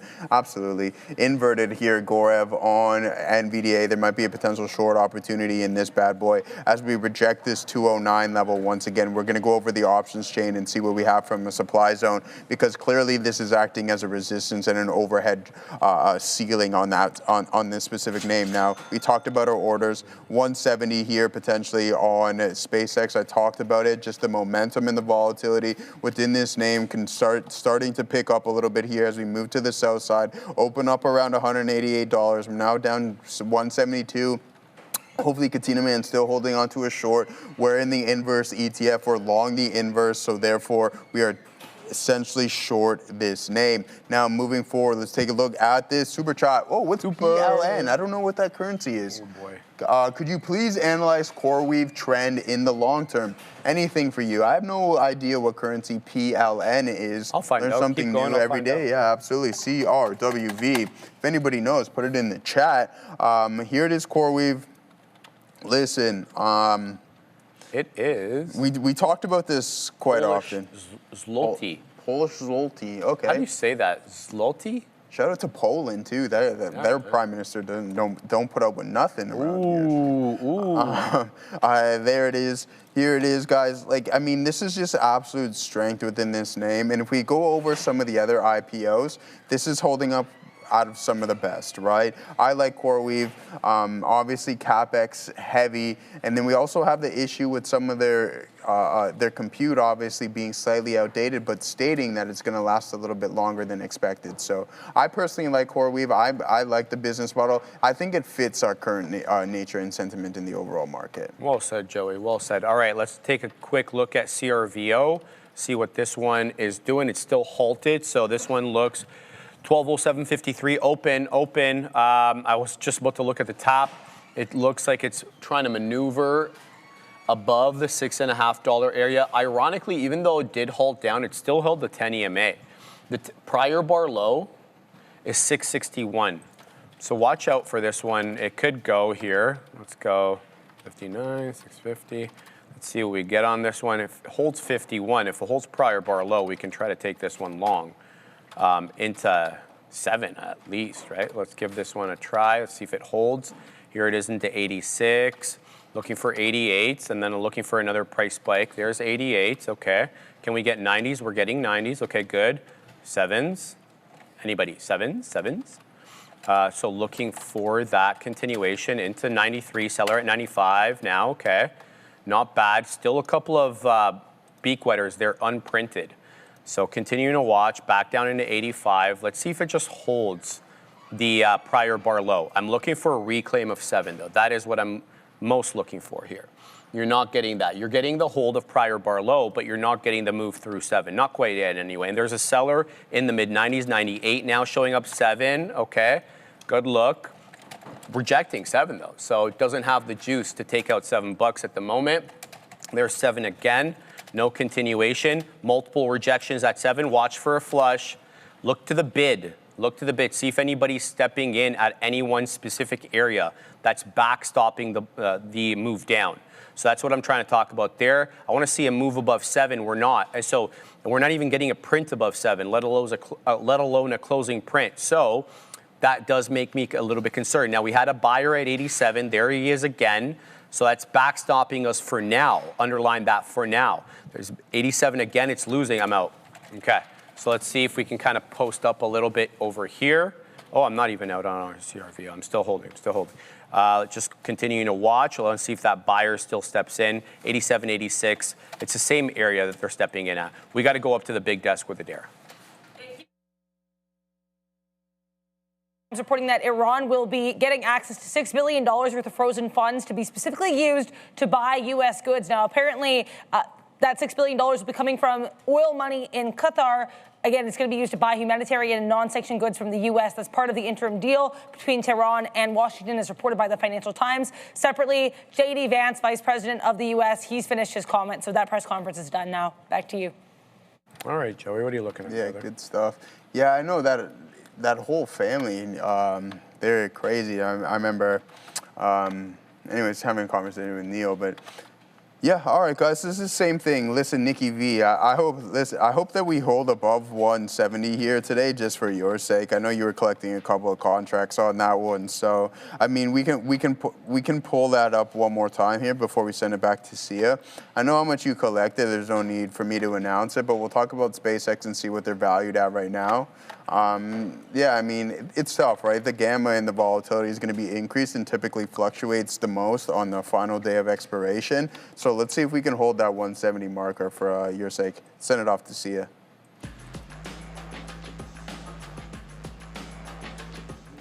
Thank you. The IWM in the green, up by a little less than 1.5%. We're going to take a look at a couple individual tickers for today. CRVO up almost 80%. CervoMed, you know, Sharif is trading that on the show, has received a notice of allowance for a patent protecting the niflamapimoid for treating dementia with Lewy bodies without substantial Alzheimer's pathology. NVCR down almost 18% on the day. Novocure has said a late-stage trial evaluating the earlier initiation of treatment for newly diagnosed glioblastoma. Please, excuse my pronunciation, but I think I did that right. Glioblastoma didn't demonstrate a statistically significant improvement in the overall survival. They're down almost 18% on the day. We have RC, that's Ready Capital, up 5% on the day. They just declared second quarter 2026 dividends just yesterday or 2 days ago, and that's all for your small cap. Sending it back to the guys. Thank you, Sia. CRVO through 7. We got 85s on, looking for the continuation. Held the 10 EMA, held prior bar low, marginally above 7, not in the clear at all. Down it goes again into 85. Let's see if that buyer that has been buying in the 680 steps in again. So they are, but for how long? This candle is basically a doji candle right now with a very small body and big upper and lower wicks. There's no continuation through 7. It does price spike up. I do believe it got to like 715 or something like that, but there was no follow through. So this one continues to we continue to watch this one zig and zag here. I think what ends the trade for me is, well, obviously if I get stopped out, but I'm looking for that mid 80s buyer to keep stepping in. So if I see any 70 prints here, I'm gone. Look how that mid-80s buyer keeps stepping in and pushing this back into 90s. That's happened multiple times so far. Let's see how many times it happens. Down into the 80s we go. So an aggressive sell there. Do we get continuation? Right back into the mid-80s we go. So that mid-80s buyer now buying in the low 80s, but that's not the move here.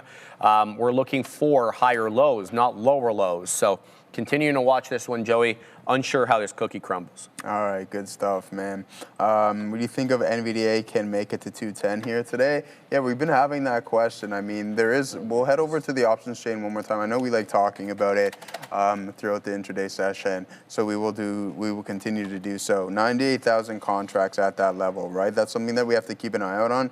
I wouldn't be surprised if we get a little bit poke through, but what the options chain is telling us, and I could be totally wrong, is that there's a 70% chance that these contracts are going to expire out of the money. Well, Joe, or 60, I should say, because we're at 40 right there. So 60% chance that we're going to expire out of the money, 40% chance that these contracts are going to expire in the money. Now, I'm just referring to our delta metric as a percentage in which the contract itself is going to expire. What do I mean? Well, let's correlate price, right? Let's correlate price with our delta. We can see, and this is stating the obvious, you can see that's this $190 contract has a 998 delta, a 99 delta. So for every $1 change in the underlying, you're gonna have a $1 change in the contract. So almost at a 1-to-1 ratio. But we can also say, hey, yeah, 190, there's a high probability that we are going to close above this level. That's the case, right? Moving forward, let's pretend that where we're currently sitting. No need to pretend, this is reality. So listen, 214, there's a 97% chance that this contract is going to expire out of the money, right? So we just use our delta metric into which the contract may expire. And right now we're sitting on almost a 60% chance that we are going to close we are going to expire worthless on this contract. You can see it slowly start to dwindle away as we break through this 209.66 marker, all right? So if this supply is absorbed and we have the ability to sit on top and hold throughout the remainder of the day, then that probability will increase. Why? Because you'll see your deltas start to change when it goes from being at the money and out of the money into in the money. And it's forever changing, right? For every penny that this thing is moving, you can see the fluctuation within some of these metrics and these Greek metrics within the specific contract, all right? So 210, this is a supply zone that we need to keep our eye out on. We'll head over to the following week at June 22nd and see what we have. We don't have any rollover. Now, if these individuals happen to be closing out of the water and assigned, I wouldn't be surprised if you see the majority of that roll over into the following expiration cycles. Did I get to go to someone? Okay, let's go over to the desk. Keep an eye here on MTN. Not a ton of volume on this, about 500,000 shares traded so far in the day, but just be aware here, there was that spike to the upside as Semaphore reports that Vail Resorts, which is MTN, is working with takeover defense bankers. So keep an eye on this stock. Back to you.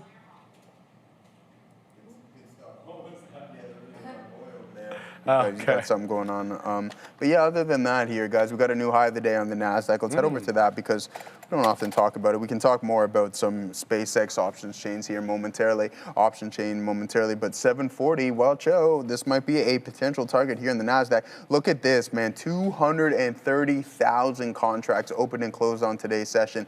All those zero DTE junkies, Sharif, having a lot of fun with this one as we expire at the end of the day. And watch out, the chances of our imbalances being a little bit elevated are high. Why? Because we already have existing shares within the contracts. You're not going to be creating or constructing anything new. So no dilution there. Keep an eye on that. Will the SPY play catch up? Hopefully. There it goes. We're only about 16 cents away from that 210 level on NVDA. Let's see if we can hit that.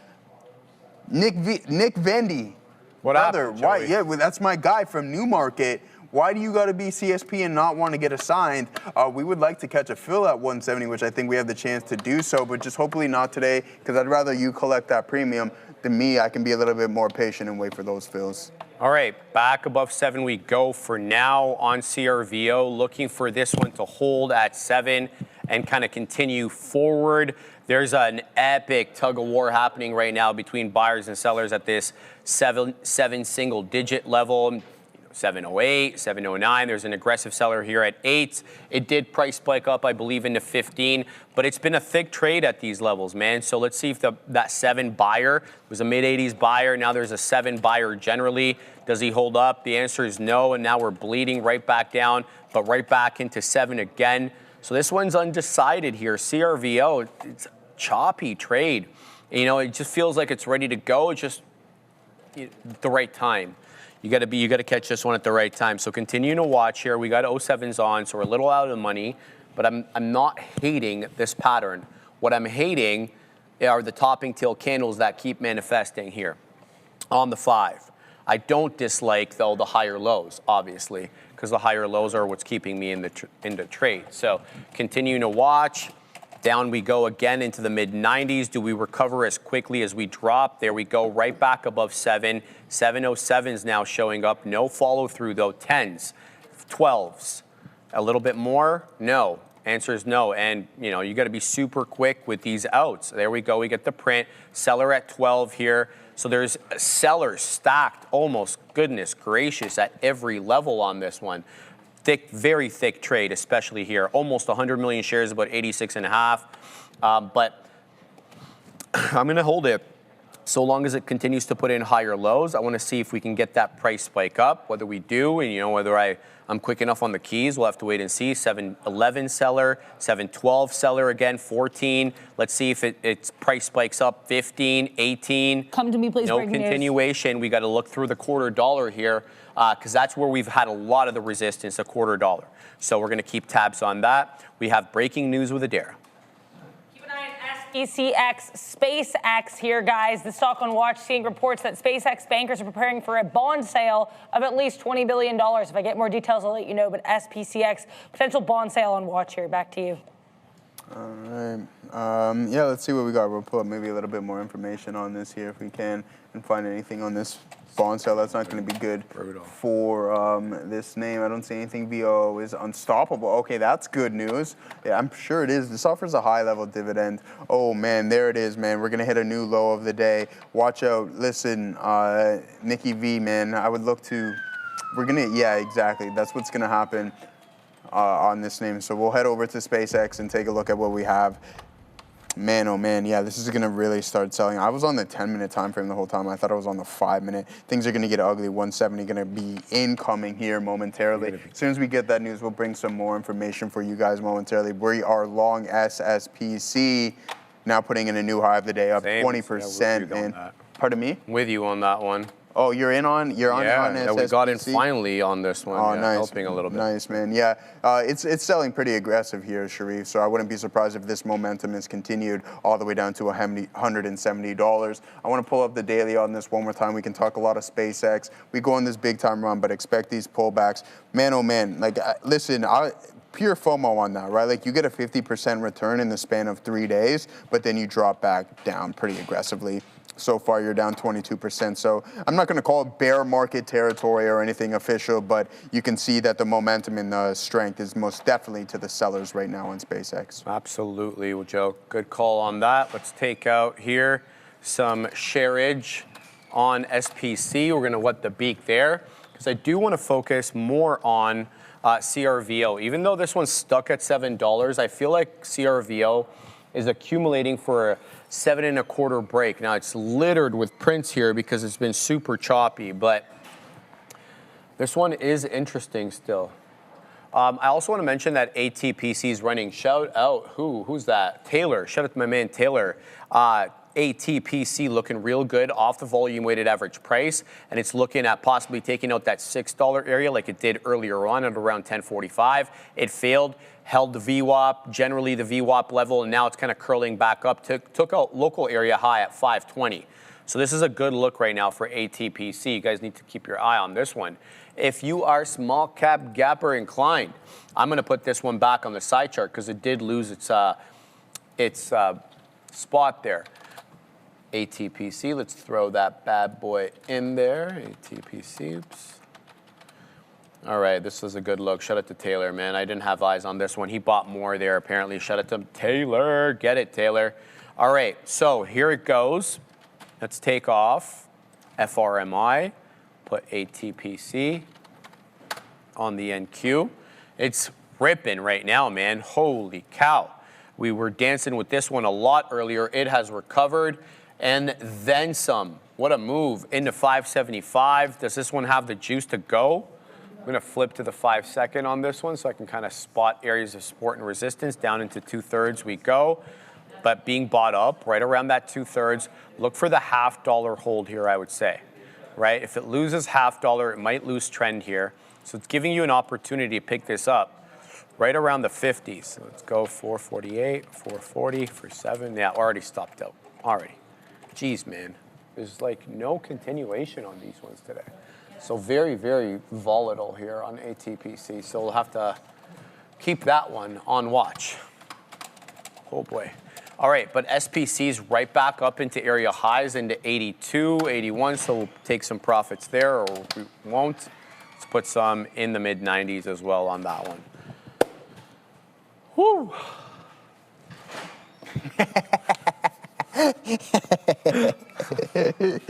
My guy.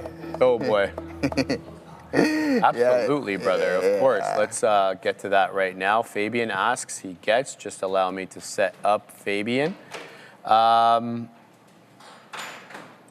don't see it, brother, in the calendar. Is it? It's just refresh? Okay. Just one.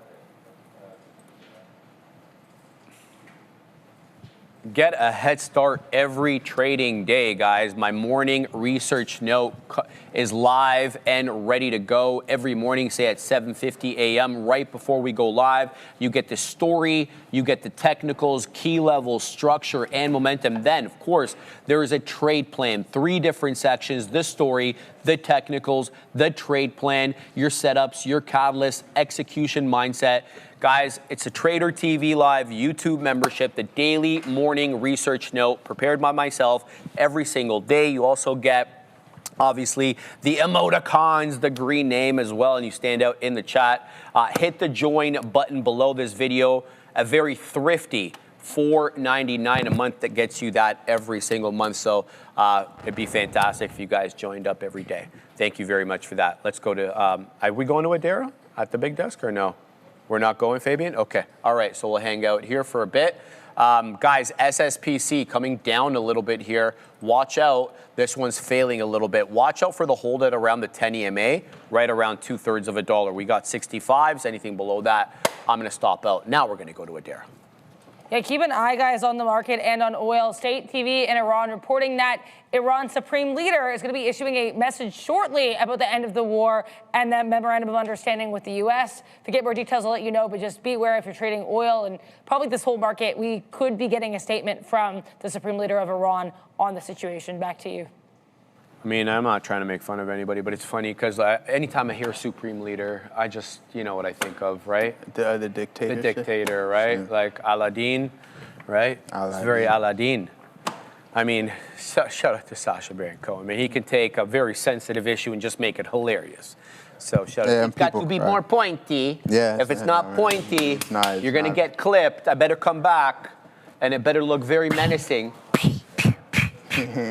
All right, man, we're having a good time. Joey, there goes CRVO. By that, man. What? Thanks, man. I appreciate that. Someone said my laugh is contagious, bro. It is, bro. It's good vibes. What are you looking at, my man? I mean, I was looking at Katina Man's lunch if you want to get all serious, but if you want to talk about the market, here it is. SpaceX bankers preparing for $20 billion bond bond offering as Adara brought it to us here. So we're looking at SpaceX bankers investors as soon as the next week to discuss a potential bond offering of at least $20 billion. Brian Smith and some other individuals of Bloomberg report citing people with knowledge of this matter. The proceeds will refinance $20 billion bridge loan that matures in 2027. So that's where you can see some more downside price action in that bad boy. Let's go NVDA, man. Let's rock and roll. We're sending it over to the desk.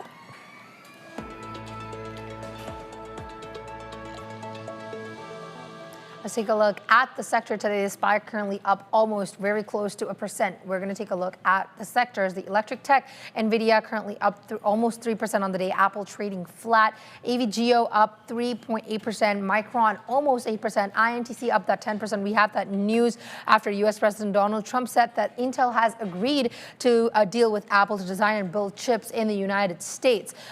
Also, Amazon in retail trade, we had that news that in talks to sell NVIDIA-Rival chips to other companies. We had that news earlier today when Adara broke that for us. Tech services, Google, Meta in the green, Oracle in the green. We have Microsoft and Netflix currently trading flat at the moment. Finance, there's a mixed sentiment. BRKB, JPM, MasterCard, WFC, all in the red. We have Visa, BAC trading flat at the moment. Producer manufacturing looking pretty solid today, majorly in the green. Consumer durables, Tesla is down 1%. Health tech, we have major names, Lilly, J&J, ABBV, all in the red at the moment, hopefully reversing their losses later in the day. We have consumer services, McDonald's down 1.26%, rest in the green. Disney is up by 2.3%. Energy, oil is on watch, obviously, so energy is all in the red, getting resolved, the conflict getting resolved, probably causing and resulting oil to go down. Utilities, transportation, health services not looking the best, but utilities, transportation doing strong right now. Rest of the sectors, communications, industrial services, as well as commercial services, all a bit of a mixed sentiment. But that's it for your sector watch. Sending it back to you. Great look there, Sia. Thank you for that. All right, continue to watch CRVO here. Aggressive seller at the $0.50. Be on the lookout, but it is breaking out. There is a buyer here locally at around, the mid-30s, low 40s, but there's also an equally aggressive seller at the $0.50. The current 5-minute bar doesn't have a breach. Here it is 50 again, and you can see that aggressive seller step in again at 50 pennies, 750. So there is a very convicted. Let's see how many shares he's got left here. Wow, that was wow. Did you see that? You weren't looking, eh? No, I wasn't. Sorry, man. That was intense. From 750, we're going to halt down at 655. That was as swift as that I've seen. That was super swift. Oh, my days.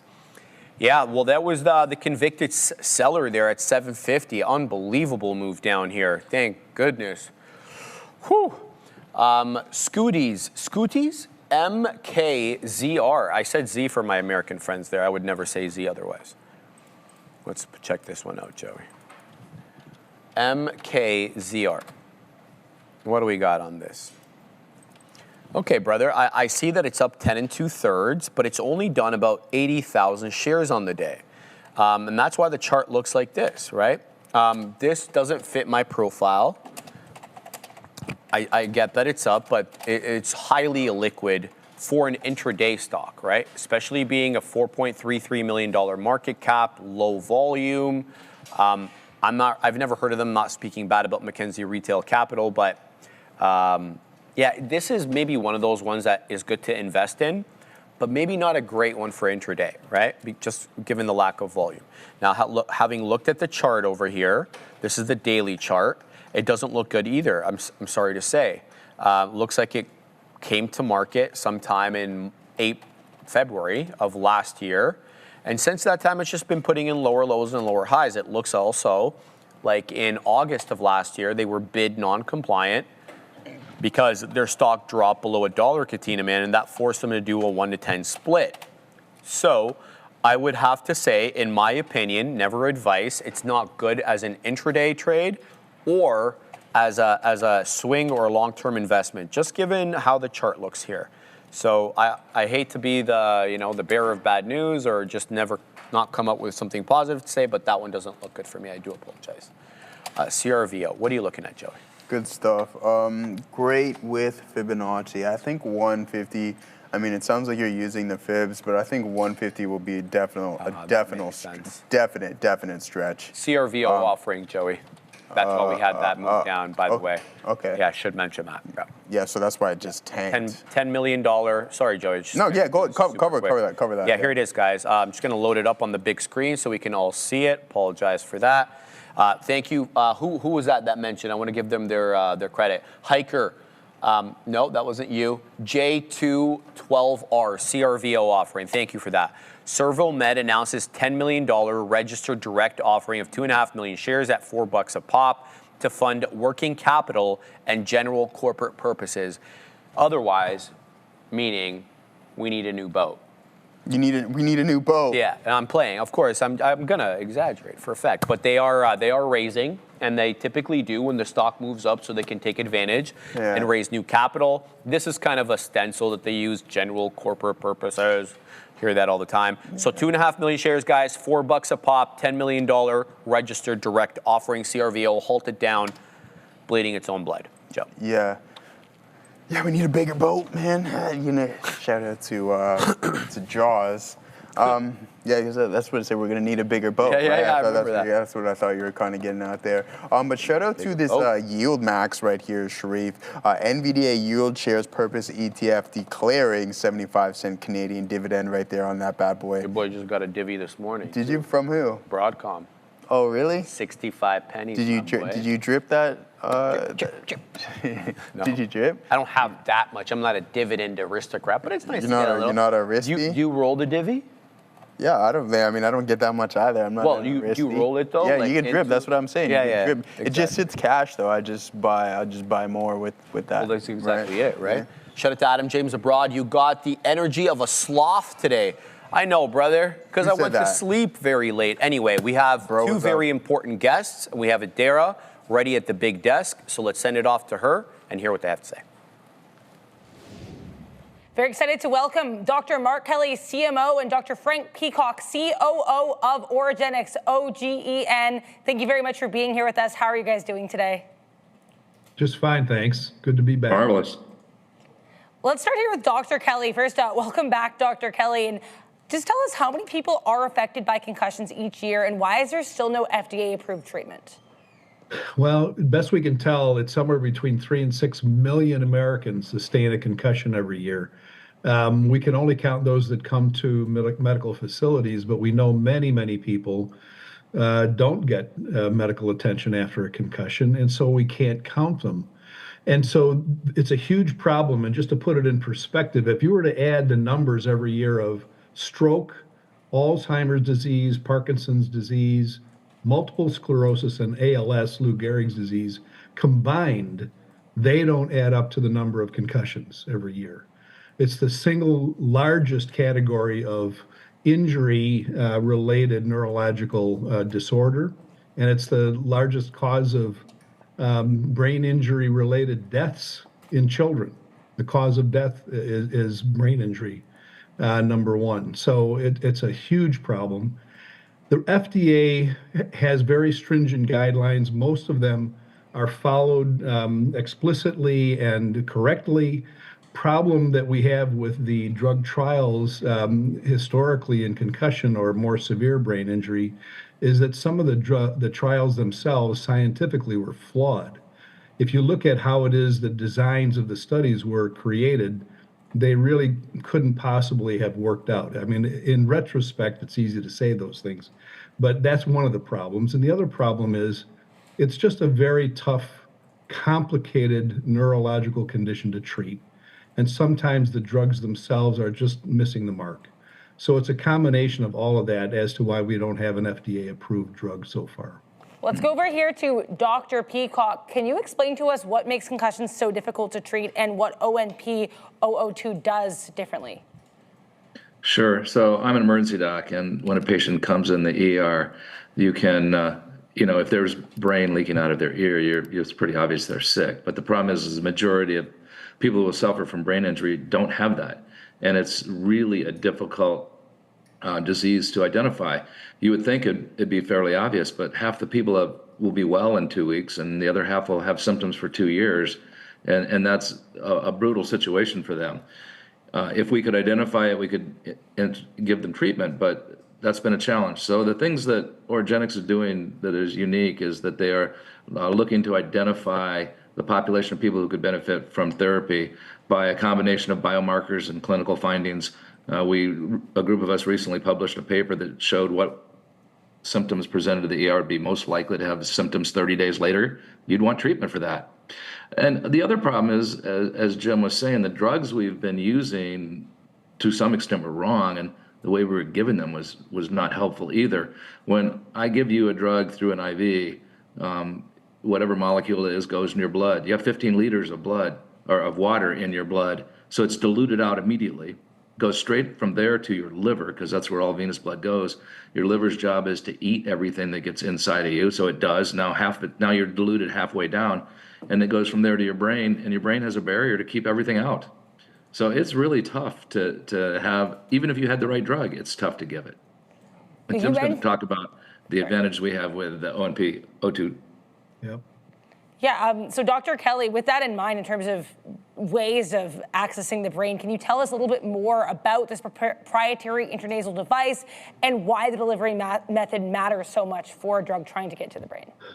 That is a unique aspect for this company and for the drug delivery. Here's the device itself, one of the prototypes that we have here, with the medication actually loaded in one side, and then the other side goes in between your lips, and you puff this up into the nasal passages. And the beauty of that is that you can use a very small dose compared to what Frank was explaining. It has to be much larger if it's going through your entire body. And if the medication in small doses as a powder then sticks to the nasal passages, the blood supply, which is shared with the brain, can actually then draw that right up into the head. And so it's a quick, effective, and we think efficient use of a very small dose that otherwise the rest of the body doesn't even see. It goes right into the head. Thank you for explaining that and actually bringing the device as well so people can get a bit of a cleaner picture. Let's go back to Dr. Peacock for a second here and talk about the 0 serious adverse events across phase 1. What does that tell investors about the safety profile that we're working with here? Yeah, so when you're trying to get a drug on the market through the FDA, you've got to be cleared. There's 4 phases. The 4th one is when you're already cleared, so we don't worry about that. But the first 3, 1, 2, and 3, the first one is safety of the dose and the dose. And that's the focus of the entire process. The next 2 look at effectiveness and side effects and to make sure it works in a large population. But that first one, if it's not safe, you don't go any further. That's sort of like the big hurdle. And what they look at is adverse events. And so adverse events are categorized into just generic events, like you had some itchiness around the IV site, which is not really a big deal in a patient who you're worried about brain damage. But the serious adverse events are all those that would be enough to stop further production of the drug.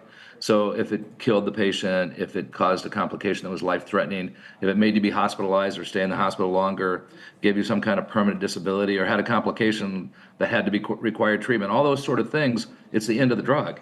And the best part about this drug is it had none of them. It came out with a perfect safety profile, which is, that means we're full speed ahead to go on to the next phase of FDA clearance, and that's where we are with that. Yeah, it's very exciting. Let's wrap it up here with Dr. Kelly. Orgenex has been described as building a CNS platform, not just a single drug. So can you tell us a little bit about what the pipeline will look like for Orgenex beyond ONP-002, and why should investors think about this as a wider platform play?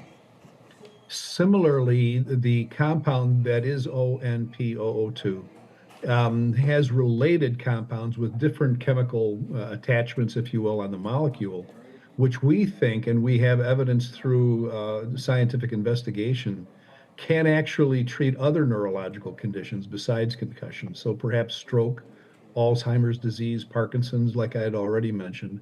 And if in fact we're right that the receptor areas on the nerve cells match up with these molecules, as we think, we'll be able to target specific neurological conditions other than concussion with these related molecules. So there's an entire group of these related molecules similar to what it is we're using in concussion that we think are the next ones up, if you will, for us to work on. Well, thank you so much for all the information. Dr. James Kelly, CMO, Chief Medical Officer, and Dr. Frank Peacock, Chief Operating Officer, COO of Orgenex, trading as OGEN. Thanks to you both. Great to have you on again. Thank you. Thank you. Good to see you. Fantastic stuff. I love hearing the conversation there, because someone who personally, and you guys may know that I played contact sports throughout my whole life. I played combat sports as well. You don't play combat sports. I endured in combat sports. And I unfortunately have had a couple of concussions myself, and I think a couple is too many. And I personally suffered from post-concussion syndrome, which is really, it deteriorates your day-to-day life. You guys know what I was going through at one point. So something like this, and an individual who has the ability to access this type of medication in the earlier stages, and if it can help them not necessarily go through what I had to go through, because it is not fun. Maybe we'll get into some more conversation next time, but fantastic stuff as always from the folks at Ogen and Dr. Kelly. So thank you very, very much for that. Yeah, guys, I mean, we'll get right back into these markets. And we'll see what we have going on. SSPC starting to come back in. That means we have SpaceX. I don't think Nick Vandy's here anymore, but I do believe that we're going to have the ability to hold 170, 170 trend line break on the 5-minute time frame. If this opens up, a 5-minute candle opens up on the backside of this, then I think this downtrend will be complete. We get to a low of around 172.33. There's nothing from an open interest standpoint that is saying, hey, this is the definitive bottom, but we're getting a little bit of a move up here. So now as for SPY in the Nasdaq, guys, we got a new high on the Nasdaq. Robinhood finally starting to find its way there for you, Gore. But one name that hasn't really broken past its opening print is Tesla. Tesla right here around 358 holding up. So we're still a ways away when we have some of the other peers doing pretty good. Let's head over to our watch list and see what we have there, and see how some of the other larger names are performing here today. NVDA up 3%. I like seeing that personally, but on the bigger picture, we're still down 12% off of the all-time high. Apple with holding on to positivity. Google up 0.9%, and then we have SpaceX down 10%. Microsoft continuing to be weak, but hopefully this trend line holds and we have some volume start to step in there. Amazon holding on to positivity as well. And on the grand scheme of things, even though from an intraday standpoint things look all pretty, it's not too much, nothing crazy. 12% potential discount here within Amazon. But I mentioned, right, like you have the hyperscalers and all these individual, or the big companies, I should say, the four that are spending all this cash, and then you go over to the names where the cash is starting to funnel into, the SanDisks, the Microns, and some of the other names. You can see that we're at all-time highs on these bad boys. Sorry, just give me 2 minutes. Yeah, Setting up here, brother. Absolutely. I'll be right. And then we also have IBIT, the king of the cryptocurrencies right here. Crypto's getting clipped today. Yeah, it's down. I mean, here it is. IBIT down 2.5% there. MSTR down 5%. So feels good there if you're in that leverage play. Oh, yeah. And then, I love it, Joey. It feels real good, man. Sometimes you never know. Ethereum down. Hey, but Sharif, listen, Yes, sir. Ethereum down 2 3/4. Okay. But guess what? What? BMNR is only down a third of a percent, my boy. I told you not to mention that. So we're holding. Hey, man, it's the best performing one here today. Is it actually though? Yeah, it's only down a third of a percent. Oh, okay. Compared to the other one. It's been crapped on for a lot. Well, I mean, at the end of the day, it's still probably at like big time. Well, it is at big time lows. Absolute deterioration. Oh yeah. And just. Yeah, I mean, this is, as Sean typically said, because we know that Sean and Tom Lee, they're good friends. Boys. Yeah, they're boys over there. So, bang, over there, he's like, how's he doing, Katina, man? He's like, Tom Lee, pull up that old thing. He's not doing too good, he said. But he's already got his yacht, he's got his boat and everything all the way up here. No. And then he started to fuel the boat, which was pretty expensive. With our and he money. had, yeah.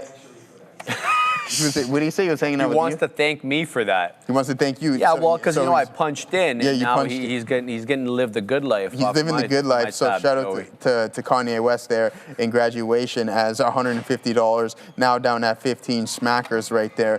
The cost of fuel is expensive and still growing at this point, Sharif. So I wouldn't be surprised if we see some more downside. I want to pull up this. Pull up. I'm I don't like bashing these things, but at the same time I do because. No, you should. Well, I mean, hey man, we don't want to kick people when they're down, but when you've been down for this long, I'll kick him all the day. He's kicking my account. Well, he's kicking it your account there. No yield on that bad boy, Sharif. So there it is. Stake this, says Ethereum. Stake this. Oh yeah, that's what I'm saying to him right now. Down to 65%. Blockchain who, my guy? 65% to the downside in Ethereum. Hot garbage. I mean, like, listen, I want to grab some of this at $1,000. Yeah, I want to grab it at $1,000. I think that'd be pretty crazy if you ask me. But when we thought we were all excited and stuff, or playing it all up there, you more than double in Ethereum. Then it's just like, yeah, well, that was fun. What goes up must come down, apparently, Sharif, as Ethereum is down 65%, now 50% for Bitcoin off of their all-time highs. Started selling as of October. So that's 8 months of just garbage price action, my boy. Oh yeah, it's been as ugly as it gets, and you know what can you do? Hey man, you can you know what my great celebrate your winners and pretend like your losers don't exist. You know, that's easy that way, or you can just own it, right? Yeah. And I think my choose the latter as opposed to the former, but you know what? can't get them all right. Can't get them all right. You know what my great grandma used to say? What'd she say? She used to say, "What can you do but live in a shoe, my boy?" I like the fact that it rhymes. I'm assuming the shoe thing means like you're kind of living walled off. Is that? I was really young, man. As for the context of things, I would just listen and just listen. Yeah, I appreciate it. And pass it on. Sell your losers, says Micron millionaire. You're not wrong, brother. I typically do. And I'll get stopped out of positions. I have no problem with that. There's a couple that I do make exceptions for. Joby is one. I believe in the long-term view. I'm only out of the position. I'm actually out of the money now by like 30 or 30 pennies. Last time I checked, probably $1 now on my IBIT position. But there are two positions that I'm out of the money on. It's BMNR and it's Joby. And I don't have the same type of conviction for BMNR as I have for Joby. The problem with Joby is it's such a nascent industry, and I don't like picking winners and losers when something is so new. So in hindsight, I probably would have looked for an ETF to get into the ETF. I chose the winner in this case, which was Joby instead of Archer. I may end up paying for that, but I have conviction in the space. I think the space does make a lot of sense. I feel it has military application. I feel it has commercial application, and probably even some personal as well if they start making smaller crafts, right, that people can use as leisure crafts. So I like it. I'm willing to kind of give it a bit more room. And now what I meant was I don't have the same type of conviction behind BMNR for a specific reason, right, in that it's a non-yielding asset. And that makes it a little bit of a different assessment for me anyway. But I'm willing to take this one to 0. Let's see where it goes. Are we going to the big desk or no? No, okay. Headline, President Trump on Truth Social. All there is for the U.S. is success, lower oil prices, and victory. Check out the stock market. He also posted this a little while ago, about 12:49, so 6 minutes ago. There is no $300 billion payment to Iran by the U.S. That's fake news. All there is for the U.S. All there is for the U.S. is success. Lower oil prices. I guess that part was taken off of the headline there. Lower oil prices and victory. Check out the stock market. Democrat propaganda at play. President DJT. You gotta put the whole thing there, Joey. Democrat. Can't just take it out of context. Is that what we're calling How you them, doing man? over there, Joey? I'm all right, man. It's fake news. All right, man. Let's see what we got going on. I want to point something out here, ladies and gentlemen, as we've been talking about this $210 level here on NVDA for quite some time. Now look at the volume really start to uptick as we make for that push, right? Now let's correlate that with our options chain and see what we have going on there. Within this name, it's almost 1 o'clock here momentarily, so 3 more hours left in this trading session. I wouldn't be surprised if we see volumes really start to cool down. Now let's see what we got here at 210. Oh, okay. Well, I was about to freak out. So yeah, we're still holding on to it, but look at the volume really uptick here, guys. 352,000 contracts open and closed at that level. Okay. So let's see if we have the ability to hold on and these contracts just close underwater. They've doubled in value. Let's actually pull up the underlying specifics here and see what we have from an intraday, as these names were looking like they were going to expire relatively soon, but then you have that push through, and how much are you going to gain from a time value standpoint? You're not going to gain too much intrinsic value, but you get 750%. So if you're playing for that 210 break, from as of Thursday. Now let's head over to bright and early this. Oh, it is today, man. So yeah, okay. So at some point throughout the intraday session, this thing really started to pick up some steam, and then you can see once we bounce off of VWAP, this would be this specific contract candle right here. You can correlate the both, but if you're like, hey, let's go the contract route, and you grab that up for. All right, Gaurav. Yeah, all right, Gaurav. I just light bulb moment for your boy. If we can hit that there for us, Katina, man. Just really good stuff. So apparently these options contracts are coming to P8 soon, but there's only going to be a couple of underlyings that you're going to be able to trade. I assume that this is probably going to be one of them. assumption is actually probably the wrong thing I should do. But if it is, it makes things a lot easier. You risk $20 to make 152. That's not too bad of a look whatsoever. Official trend line break in SpaceX, guys. I do believe that we're going to be able to hold this $172 marker, which is a good sign for our boy Nick Vendy. All right, so let's send it over to Nick. I love you, Gina, always. Thank you for the $2 super chat. I love you, Gina, always. Reads as follows. My dad's 88 years young today. Happy birthday to him, man. Happy birthday to your old man. Hopefully, my old man will turn 80 on October 6th. So the fact that your old man is 88, God bless him, man. I hope he has many more years. Thank you for the super chat. And say hello to him. He may not have any idea who we are, but we know who he is now. So shout out, and thank you very much for that.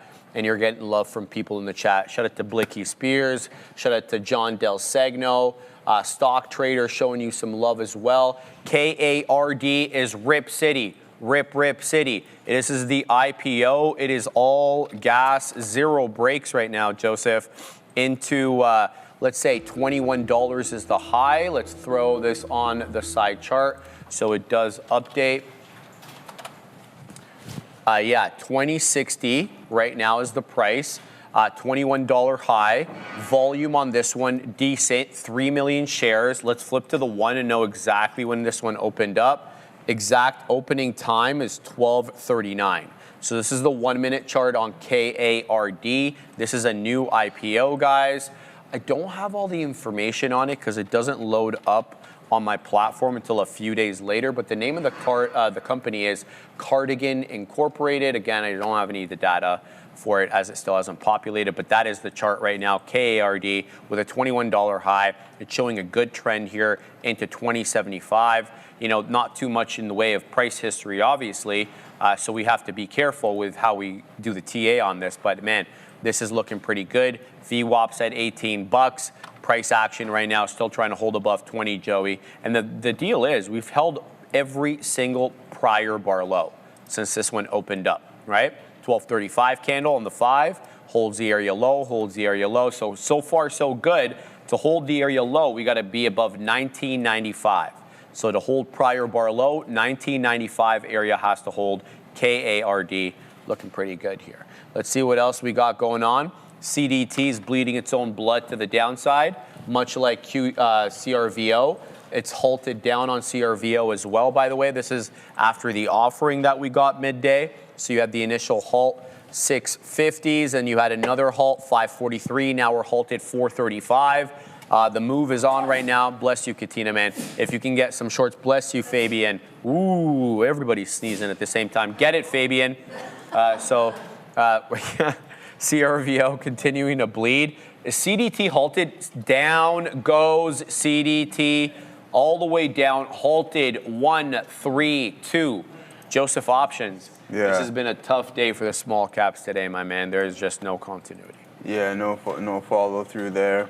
I'm going to show my pictures from yesterday, man. Yeah, pull them up, man. I know you had a good time. Yeah, we had a sick time. You're going to show yeah, hold on, Assassino. Let me hold on, let him pull them up there first. Pull up. All right, hold on. Get in there, my guy. We have to hold on. Go back. No, go back. What happened? Go ahead. Oh, yeah. When is this? So we don't know exactly quite yet, Joey. We don't know quite yet. It's okay, Assassino. I don't think we should get dinged for this. All right, let's do this. So this is the entrance into the game yesterday. There's the FIFA pass. I didn't get a FIFA pass like this last time, so I wanted to make sure I had one for the correction, and you took a picture of it, too. Of course, right? If you didn't take a picture, it didn't happen. It didn't Cut happen. the crap. No video evidence. It didn't happen. Look at my cousin over there. God bless this guy, bro. He's such a liability. But anyway, horrible weather yesterday. Absolute hot garbage weather. Cold, windy, rainy. That wasn't going to deter me. You only get the World Cup in your home city, I don't know, once a lifetime, so I didn't give you know what. Anyway, so that's the entry into the stadium. That's the view. We had nosebleeds this time. The tickets were not good, but the corner view, surprisingly good in terms of like the angle you get of the game. Panama versus Ghana. It was a sick time. Here are the boys.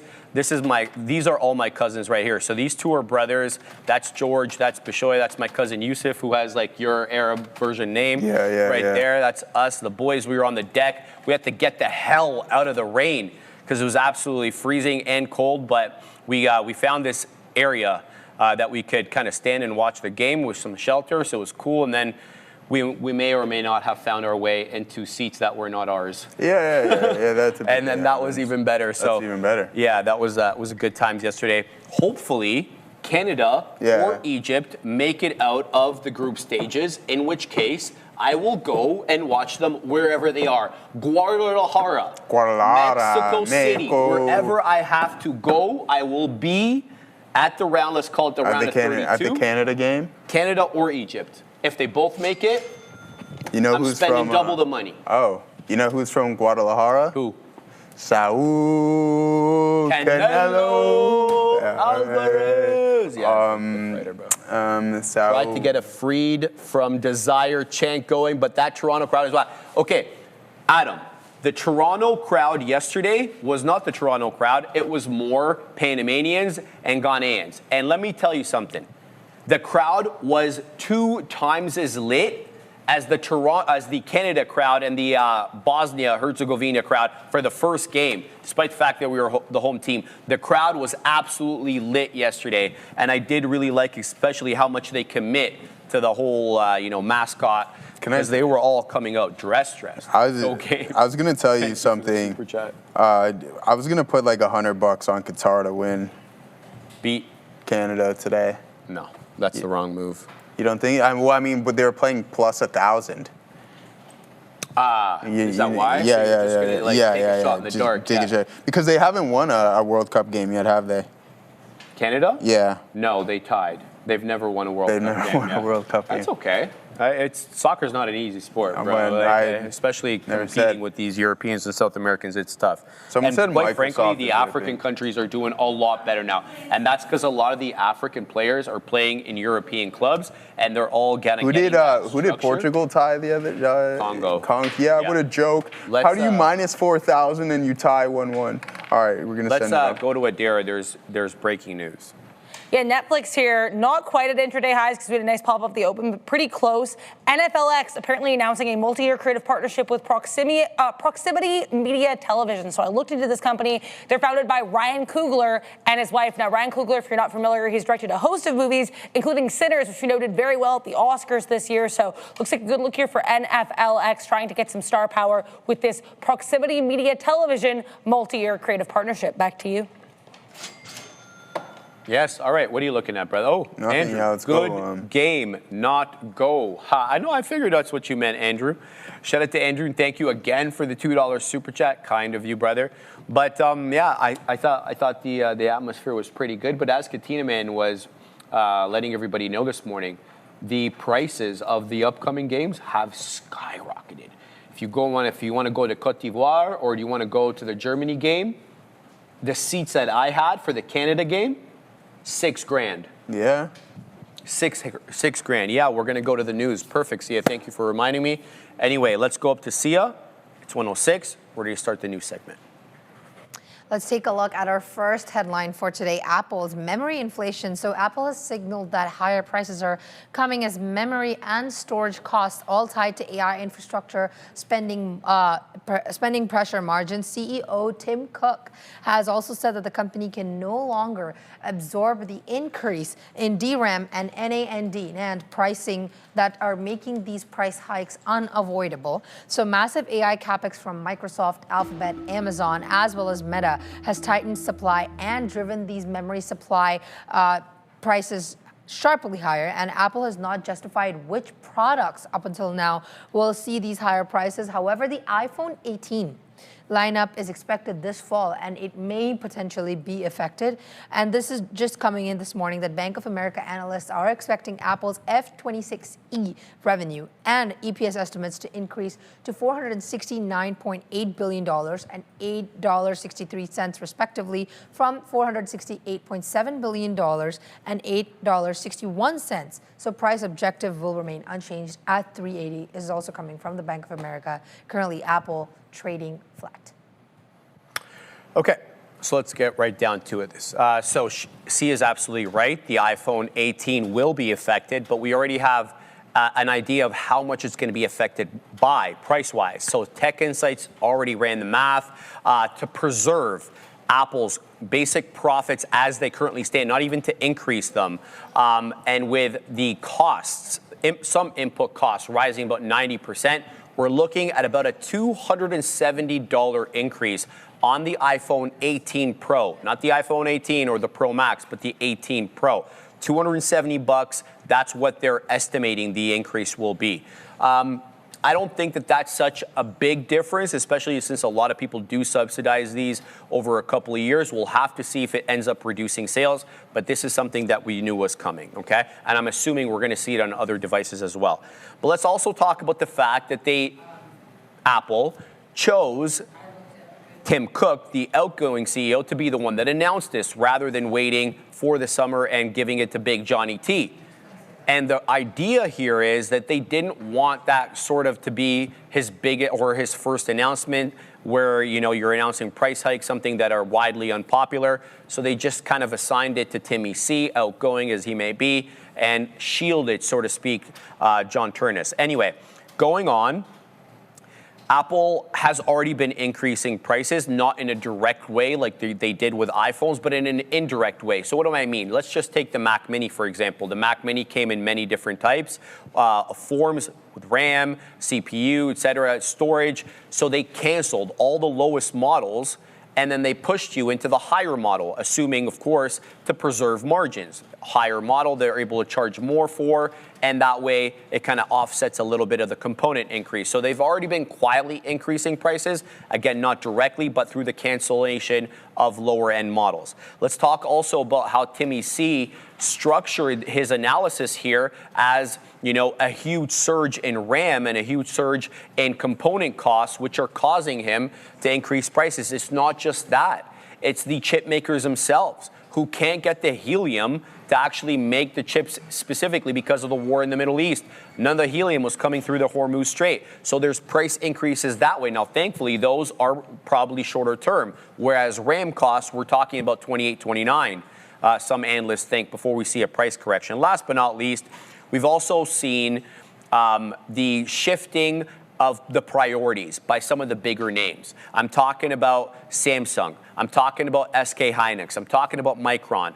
They don't want to make the RAM that's lower margin. And that lower margin RAM finds its way into the iPhone, into Androids. They want to focus their production and direct their production capacity to the higher margin product. We're talking about NAND. We're talking about HBM, because those are the products they sell to the data centers, and they make more money on that. So there's more pressure on those companies to kind of redirect financing that way, all the while they have this loyalty to a huge customer in Apple that they also have to sort of fulfill and kind of, you know, keep in good standing. So this is a bit of a tough walk here, I think, but nothing we didn't expect. We knew that they were super cagey about this on the call. He refused, Timmy C, on the call to give any sort of guidance past the summer, past the June quarter, excuse me, on the price of RAM. We already knew through industry reports that their LTAs, their long-term agreements, were lapsing in August, and it had to be from August onward, which includes the iPhone 18, because that's September. We knew that was going to get hit. Yeah. None of this surprises me. The price action on Apple today also says the market wasn't surprised. Absolutely, and we've had the discussion before that the complete construction of the iPhone, 13% of that is at in the cost of memory. That's going to be increasing. With that being said, we have to have the conversation in the fact that, hey, with the increasing in price, why are we doing this? Because if those LTAs expire, what's going to happen? You're going to have margin compression. Now, to the tune of 100 basis points, nothing crazy across multiple products. Now, there's a couple of, as Sharif mentioned, there is a couple of products that the higher end iPhone in which the price increase is going to incur on, and that is going to be the Pro and the Pro Max, and approximately $100 on the top of that specific, of those specific products, which I find absolutely interesting. Other than that, guys, once again, you always have to take into consideration price, margin compression compression. That's what's going to happen. Those LTAs finally coming to a close, and then they're going to have to renegotiate. And unfortunately, Apple isn't going to chew that or eat that extra cost and dwindle their margins, in which you would see compression. The street not liking that. So you're going to see that reflected on some of the newer and the higher priced products within the companies. So yeah, it's unfortunate that happened, but it's the nature of the beast as these prices continue to skyrocket at this point. And I want to say one other thing too. Like Apple has a dual problem here, two different separate problems. And one obviously is trying to keep prices down. The other is trying to convince SK Hynix, Samsung, Micron, whoever they're buying their RAM from, to continue to allot them the requisite production capacity and not to reallot that somewhere else. And I think that in and of itself is going to be a pretty at higher prices as at well, higher prices, at higher prices. Right? So. But even though, Joey, that they're paying higher prices for that iPhone RAM, let's call it their cell phone RAM, it doesn't matter because they want to sell AI RAM, right? Because they make more money on that, so that they could tell Apple to, to go and beat it. Well, like to add, like to add it to your point, it's just like, hey, well, I mean. Listen, Apple is probably a pretty good customer, but if you're going to go look for that margin expansion and really try to utilize and maximize the amount of revenue that you can generate, then it's like, hey, maybe we do go somewhere else for someone who's going to be looking to pay a premium dollar. Like and NVIDIA. we can get right. Like exactly. But I mean, at the end of the day, Apple is a customer. I don't think you necessarily want to lose, just considering how many billion iPhones and then all the products in the ecosystem that they have. So yeah, it's unfortunate that that's the case. It's going to be passed on to the consumer. We're going to see it within the 18. I don't know if I got the 16. I typically have an iPhone for about 4 years, but I'm looking to get the 18, or I know Sharif was showing me the foldable as well. I was showing today. Joey the foldable today, man. It looking good, Joey. Yeah. Probably going to sell this 17 come foldable time. So any buyers? Any buyers? See it? I know you have one already. Let's talk a little bit Intel. Intel has been surging after, as we know it, U.S. President Donald Trump has said that Apple has agreed to work with Intel to design and manufacture chips in the United States. It was up almost 7 to 8%. Now it's up 10.38% at the moment. The comments are suggesting that Intel may be securing a marquee foundry customer, which is a critical step in a long-running turnaround effort. Now, CEO of the company, Lip Bhutan, has already revived sentiment through investments from NVIDIA and support from the U.S. government as well. Trump has also referenced Elon Musk's Terafab project as another major outside commitment to Intel's manufacturing system. And now Intel has struggled with delays and also lacked certain meaningful external foundry customers, while competitors have dominated the AI spending. Before I go to the boys, I know, Adara, you had some thoughts about Intel. Would you like to share that with us? Yes, I would, Sia. Thank you. So I was saying a little bit of this to Sean off camera this morning, but this is a really interesting situation for Apple and Intel. They have not confirmed that there's any deal. Now, we know we earlier heard reports, I think going back to May 8th, I want to say, of 2026, we had reports, I think from Bloomberg or Wall Street Journal, that Intel and Apple were in some kind of preliminary deal situation, but to my knowledge, it's not yet been confirmed. Now, here's what's interesting.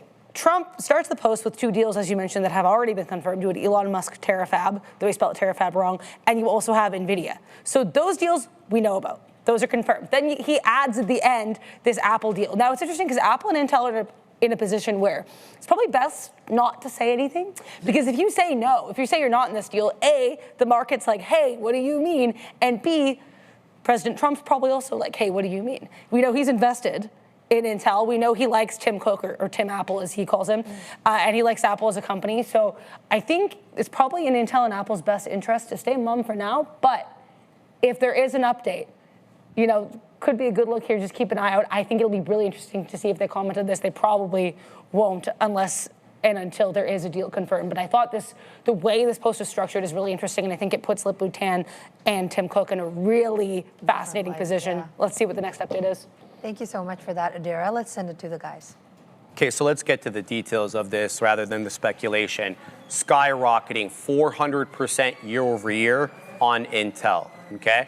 And if you believe some of the reports that are coming out, specifically from Ming-Chi Kuo, who really does do a good, basically, job of looking at Apple's supply chain, he says Apple has gone in, they've tested the 18AP process that we explained to you guys yesterday, which is a bit of a different one than the 18A, and they liked it. They liked the yield amount, right? We've spoken about yields, which is basically the amount of chips you get off the wafer. So the wafer goes in, it's etched with a laser, and then some chips are usable, some are not. The ones that are usable, we call the yield, right? And so the yields were good according to the reports from Ming-Chi Kuo, if you believe that report there.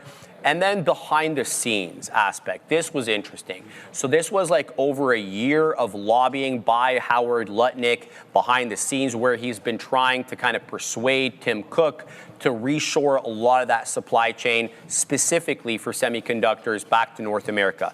Tim has been doing a good job at reshoring some things. We saw the tie-up with GLW. We've seen the tie-up there, building out their Mac Minis, I believe, in Texas, many other different things. But we haven't seen anything remotely close to the reshoring of the chip supply chain. So this would be a big first for Apple. However, there are concessions that are going to be made here. Apple won't be reshoring everything.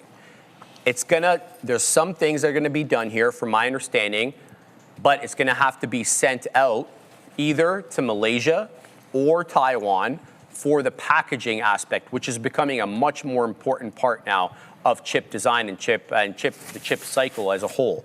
So it will have to leave the United States and then come back in. Now, whether or not it's going to be exempt from re-entry tariffs, that's going to be something Apple that's going to have to basically negotiate with the Commerce Department and probably with the administration itself, because once something leaves, and we saw this in Canada, right? When Donald Trump slapped the aluminum tariffs, we were like, hold on, that same aluminum product probably crosses the border 20 or 30 times, right? Smelted here, ironed out here, taken into a finished product there, and then possibly added into another product. So that same piece of aluminum will cross the border multiple times. So my question about this report is, do they get tax exemption from the reshoring of the finished product through Malaysia? Last but not least, this is kind of the same argument that I made initially about SK Hynix and Samsung and Micron. They don't want to allot their production capacity to a lower margin product. And that's what Apple's chips are,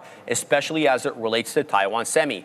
Taiwan Semi wants to allot as much of their production capacity to the higher margin GPUs that they're making for NVIDIA, that they're making for AMD, AVGO, and all the others, right? So if they can kind of scooch around Apple's lower margin products, which are the A series and the M series processors, all the better for them, at least in the short term. This gives them more ramp for the higher margin product. Just before we get your take, Joey, let's go up to Adair. PFE just spiked higher here, guys. Pfizer was in watch earlier today announcing the resignation of CFO Dave Denton effective August 15th, 2026. The company now also apparently in an SEC filing has reaffirmed their fiscal 2026 guidance after that CFO announcement. So again, we already knew about the CFO transition for Pfizer, but they've also apparently reaffirmed their guidance for the fiscal year. Back to you. All right, Joey, what do you think about this? One thing I'm going to give Apple credit for is just their ability to restructure their supply chain. Because as soon as the Trump administration stepped in, it's obviously gone all over the place. I know they were in talks with India at one point, but there was a conflict there. But now they're in talks with Intel. Now, nothing is confirmed, and I think that's really important because I don't want us to fall into the same scenario with NVDA and China and its H200 and all of the chips that they're not allowed to sell them. One day they're not. Now, listen, I think that Apple was, I'm not going to say they were backed into a corner, but obviously they were influenced to say, hey, partner up with the American chip manufacturers, and maybe at some point you'll receive some form of incentive. So I'll give Tim Cook credit for that because I think he's done a fantastic job. And the only time we've really seen the increase in price passed on to the consumer is at the point that we were just talking about last time, was the fact that the price of RAM is increasing, and it's still not even that substantial. And the fact that margin compression is only going to hit around 1%, I think that's a big W here for Apple. And then as soon as this story is actually confirmed and you hear that Apple is going to use this 18AP, which is approximately 9% faster, uses 18% less energy, I think that's a big time move for Intel. Right now, we don't know that the story is confirmed, but if it is, I wouldn't be surprised if we see Intel continue to move a little bit higher here. Send it back to Sia.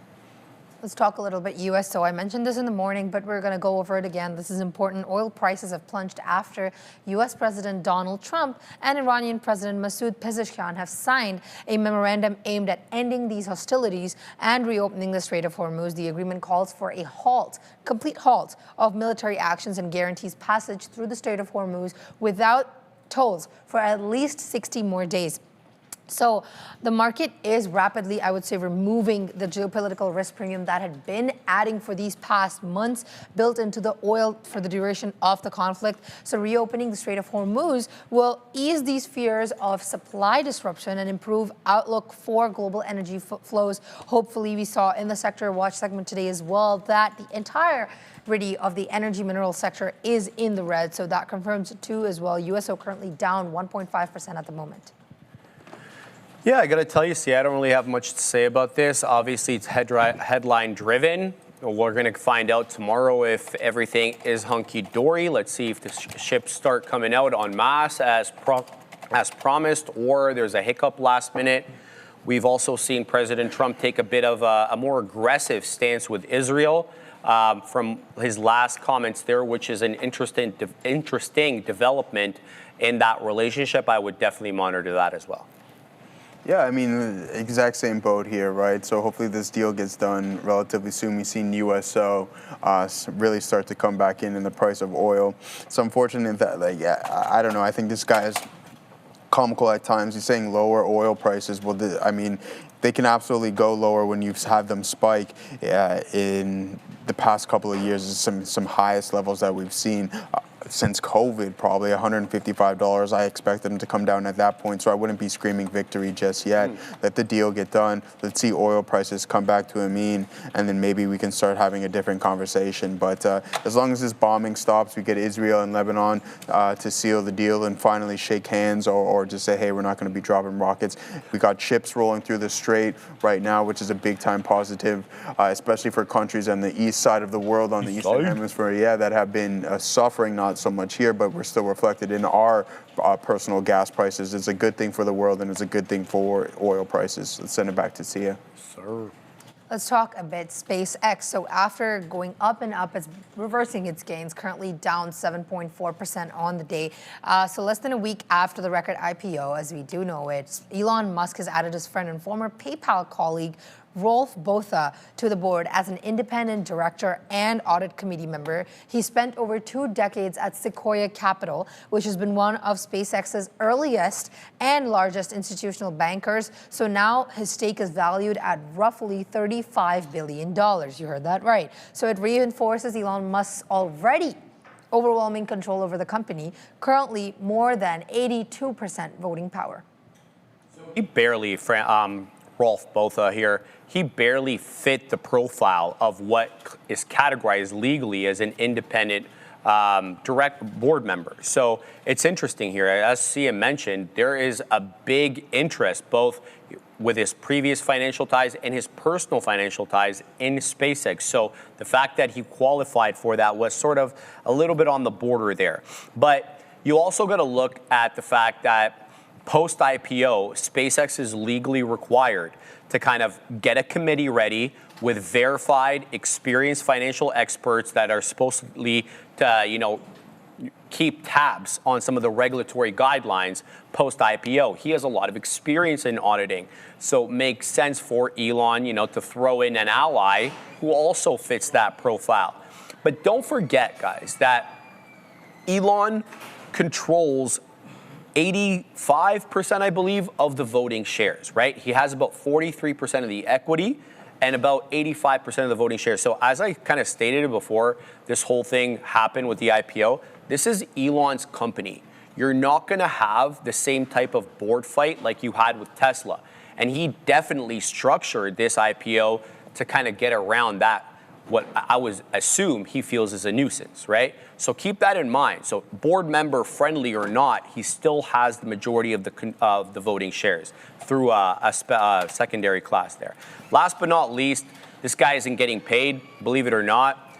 Board members there are receiving zero cash and zero equity for their services, which is kind of deviating from the S&P 500 corporate norms. Again, this is not an S&P 500 name, but just to give you an idea, these big companies typically pay their board members, Joey. Yeah, I find that interesting for sure, Sharif. I mean, we had the news also drop this morning as well. Just the fact that they're going to have a $20 billion, at least a $20 billion bond offering. So, I mean, that's never a good thing. These guys are already starting to raise cash a week into less than a week than coming to a public market. So I'm not going to say that's concerning.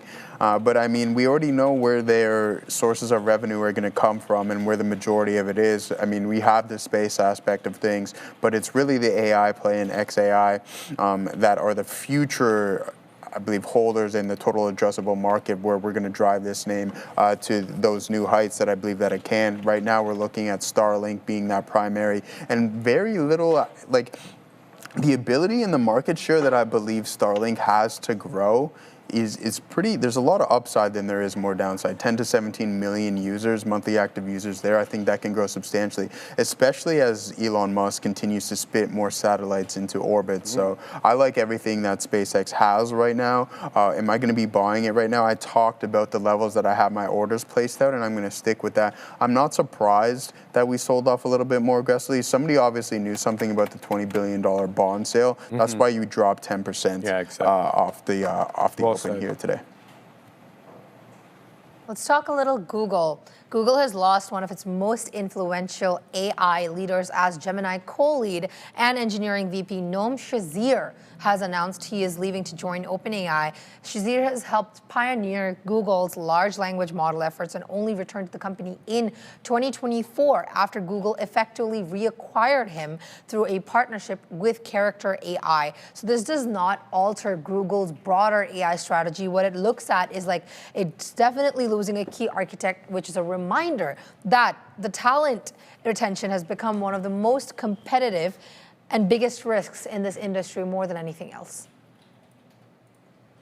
Altman wrote here about 15 hours ago on X. He wrote, I'm surprised he's still using X, by the way. Noam is one of the people I have most wanted to work with since the very beginning of OpenAI, he wrote. Only took 10 years, he goes on to say. I think it will be worth the wait. So Altman has already been known sort of to poach talent and to spend, much like Zuck was doing especially. But it's quite interesting here, you know, that he was chasing him for this long because this individual hasn't been dormant for 10 years. Let's talk about what he's been doing. He left Google initially in 2021 after he co-founded a company called Character AI. After that was kind of bought out and absorbed, he returned to Google back in 2024, and he's been effective with them ever since because we've seen how good Gemini has become since some initial, problems there. Of course, some of it was politically based, but there were other issues as well with Gemini. And I gotta say, I did a 180 on this one because they did a 180, right? They changed fundamentally. So I do like this look here. I think OpenAI certainly needs all the help they can get. Anybody who uses ChatGPT probably knows it's seen better days. I don't want to say it's better days are behind it, but it's seen better days, whether it's able to kind of recover and become that frontier premier model that we all knew it to be initially and take advantage of the first mover advantage. We'll have to wait and see, but what's your take? You like that interior? Do I like that interior? Let me have a look at that. That's a BMW right there. Yeah, so that's the mid 2010s interior, right? Yeah, you don't. No, that's. Of course I do. You like that? I do like that. That's a 22. That's a 22? Yeah. All right. But when did it initially come out? I have no idea. Probably 2010s, because this is a 2010 interior, right? Or like not 2010, 2010. I don't mind that, bro. They dropped it by $5K, bro. They dropped that price by 5K. Well, I told you, man. My buddy, I keep an eye on my buddy's inventory. I only buy my cars cash, though. He doesn't have nearly the kind of high-end cars, quantity-wise, that he did during the pandemic and subsequent to the pandemic. Because he hasn't been bringing them in, he hasn't been moving them, or they're moving. There's nobody buying them. He's going to bring in what people want, and the used car dealerships right now are hurting. hurting pretty bad. Yeah, absolutely. So, I mean, there we go. As for Google, I'm in the same boat here as Sharif. Like we were talking about, I wonder what the contract's looking like. I mean, we've seen what Mark Zuckerberg was doing when he was poaching talent, just giving insane contracts. Dude, Big Neck, I see you all the time. We'll go over that there. But the reason I haven't been answering to you, because I'm not even going to lie, you were saying some things earlier that were kind of annoying me, but I'll take a look at it here momentarily. Yeah, it's true. Such a level-headed guy. Dude, you guys, man, I probably wouldn't have been that level-headed. No, he was. But anyways. So jokes. I probably would have blocked him already. No, he's lucky. He's still in the chat. But no, as for Google, guys, there's just something a little off topic that I wanted to talk about here, Sharif. Waymo is actually recalling 3,800 robo-taxis with some software issues. But other than that, like, listen, Sam Altman has poached a couple of big names, right? We got Johnny Ives, and then now he's got this individual from Google. I don't think it's going to hinder the stock very much whatsoever, but this is some things that you want to see from Sam Altman and company, because there's some improvements that he needs to make on his. I want to issue an apology to Johnny Ives. I'm public. Whoa, no. Where are we going with this? Is it about the? Is it about the? Yeah. I'm not going to take back what I said about the exterior. The exterior is absolutely hideous. But when Marquez Brownlee did that thorough review on the interior, unbelievable. And a lot of the reports are that's probably what the Apple car would have looked like had they followed through on it, which they didn't, obviously. The reason I'm like chef's kiss to the interior of, what is it called, Fuse or whatever, some crap. I don't know. The point is, the interior, like no expense was spared at a time when we're talking about Benz using plastic in the majority of its interior, Beamer, Audi, all the traditional German automakers, and others really getting super cheap so they can cut costs and increase margins, or preserve margins in this case. I really do like that. Now I get it's a Ferrari. I get it's like $600,000 US, but I did like the fact that they kind of stuck with the brand there. And if they can kind of take that whole thing, make it a little bit cheaper so that it's in the, let's say, low $100,000 range, I think they'll have. For the Ferrari? Not that, the Ferrari, but to take that kind of style interior where they have metals, woods, not the plastics that people don't want to hear and feel, and you hear it, trust me. In Benz and of course, man. It's horrible. I wanted to, because I know you probably watched that Marquez Brownlee video on the actual Ferrari EV. Is that why it made you kind of? You know what I didn't like is the some of the lights on the dashboard. It kind of looked like a 90s vehicle. It reminded me of, It integrates digital with analog. Yeah. I don't mind. I like I thought it was, some of it was ugly, but the majority, like the car inside is immaculate, obviously. Very nice. Just a couple of the lights on the dashboard, I didn't. It's all right. You can't like everything. I think we got to go to the rims and the hubcaps are pretty hideous. The exterior is hideous. It's horrible. All right, let's go over that. Yes, keep an eye here in USO. I'm seeing a post on X that's being attributed, or from an account that's attributed to the Supreme Leader of Iran, Khomeini. He's saying that he granted permission for the MOU. We heard earlier he was going to address the MOU. If I get anything else here, I'll let you know, but just be aware here, USO and Watch looks like we're getting some comments, at least on social media, supposedly from the Supreme Leader of Iran on the memorandum of understanding between the U.S. and Iran. Let's go to Sia with the next story. Thank you so much for that, Adara. Let's move on to our next story. Let's talk a little bit Meta losing another key executive involved in its AI transformation with Threads. Product head and VP product Emily Dalton-Smith departing the company after nearly a decade. So her exit is coming only 2 months after Mark Zuckerberg has tasked her with the leading internal AI tooling efforts, including MetaMate and Meta's enterprise AI assistant. So this follows Meta's broader strategy of restructuring announced in May, which included laying off roughly 10% off their employees and redeploying around 7,000 workers towards AI-focused initiatives. So Dalton-Smith, she is not a research leader on the level of Meta's top AI scientists. The departure does just highlight the ongoing organizational upheaval as the company is aggressively pivoting towards AI. All of these companies are currently. Meta is up on the day almost 2%.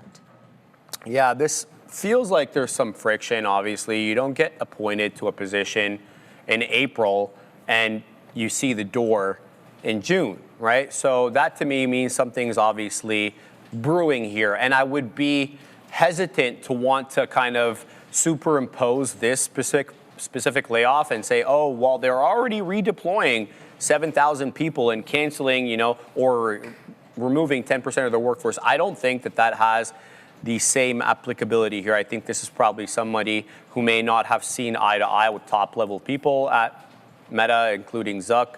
So that's kind of my take on this. So I wish her the best. I remember there was a rumor going on within the Meta headquarters that there's some toxic work environments. How much they're true, I have no idea. I don't work there, but I don't know if you heard that when they were doing the reshuffling of the super intelligence lab team. Who's being accused? Is it Zuck? It's or Zuck. Wang? Well, I mean, no, it's not Wang. Wang, it was coming in at the earlier stages Wang's of that. like 7.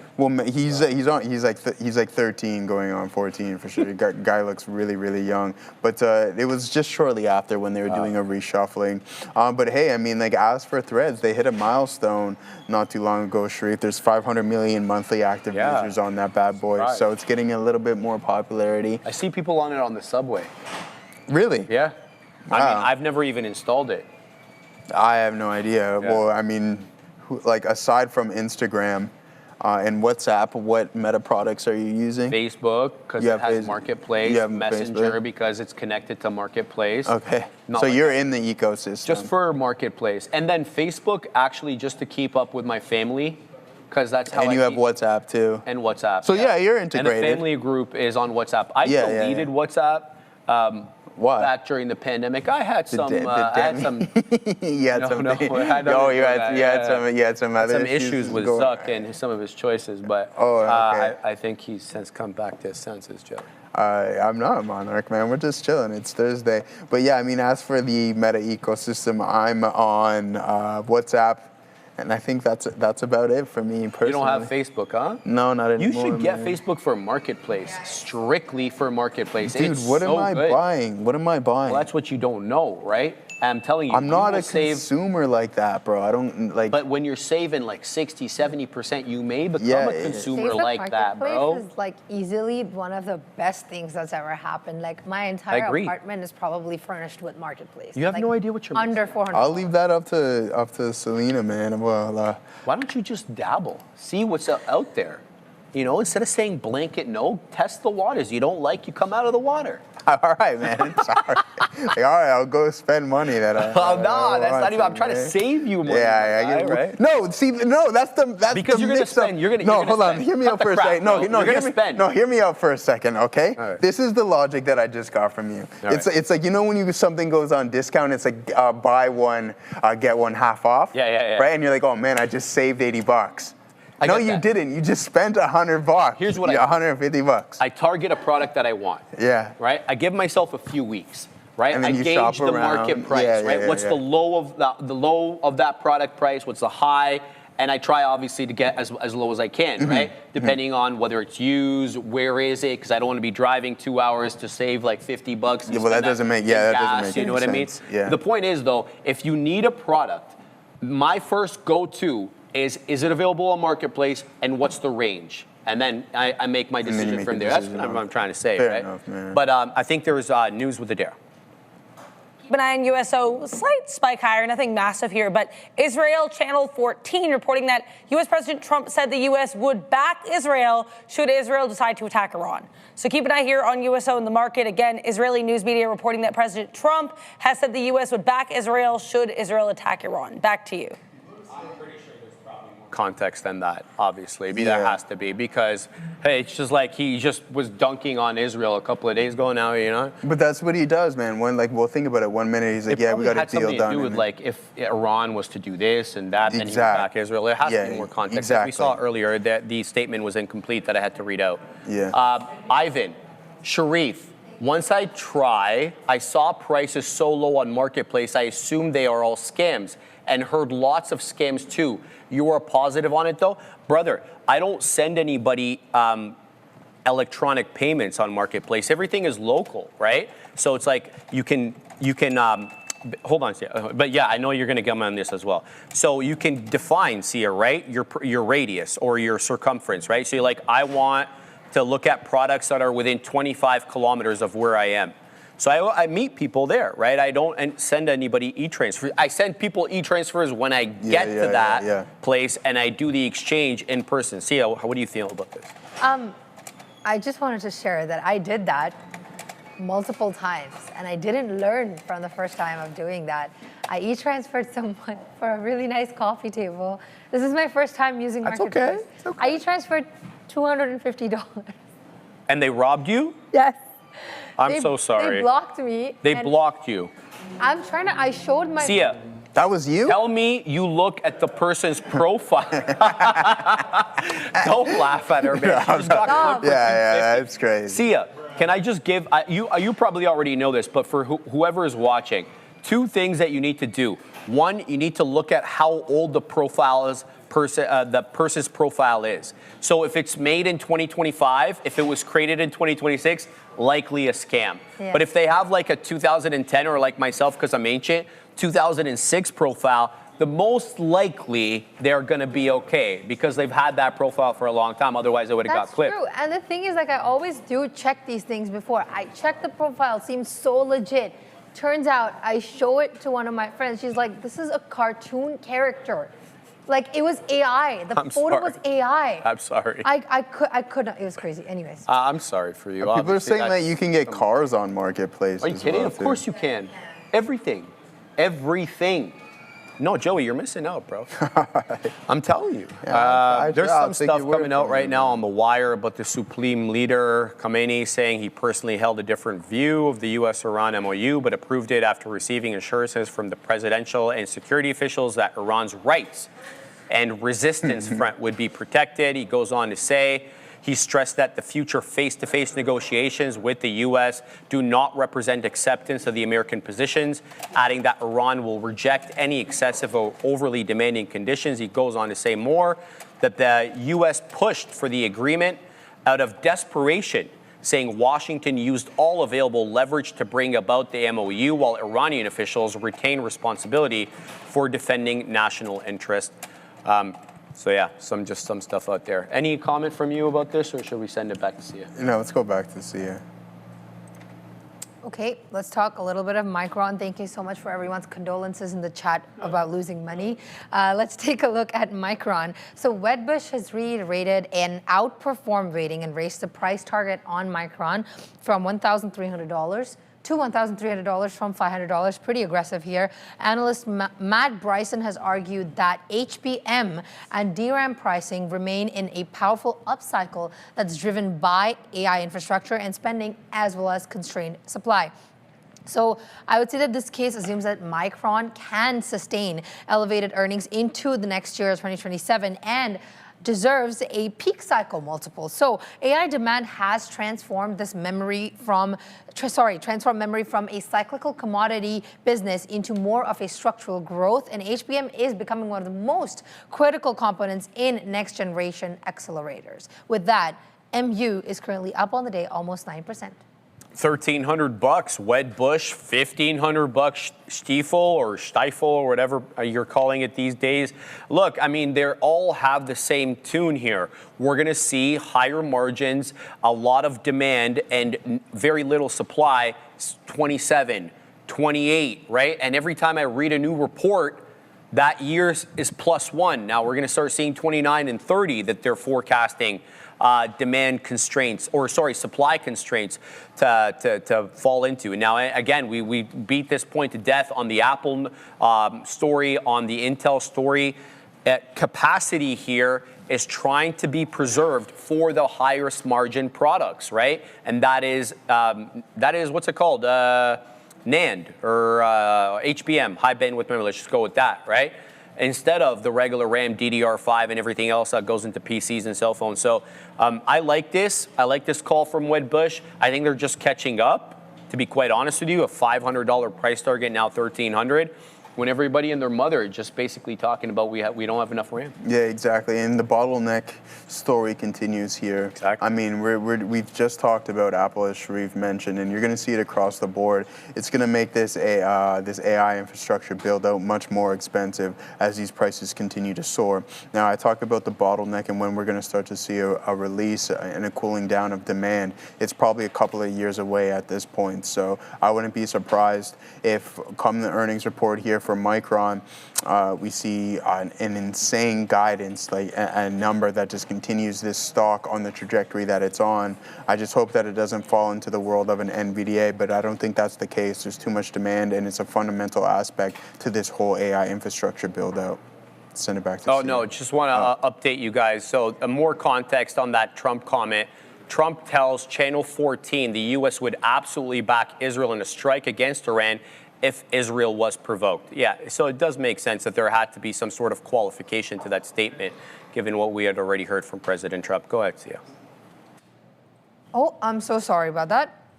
Let's take a look at Accenture. So Accenture has posted the fiscal third quarter results that were mostly in line, with EPS coming in at $3.71 and revenue at $18.18 billion.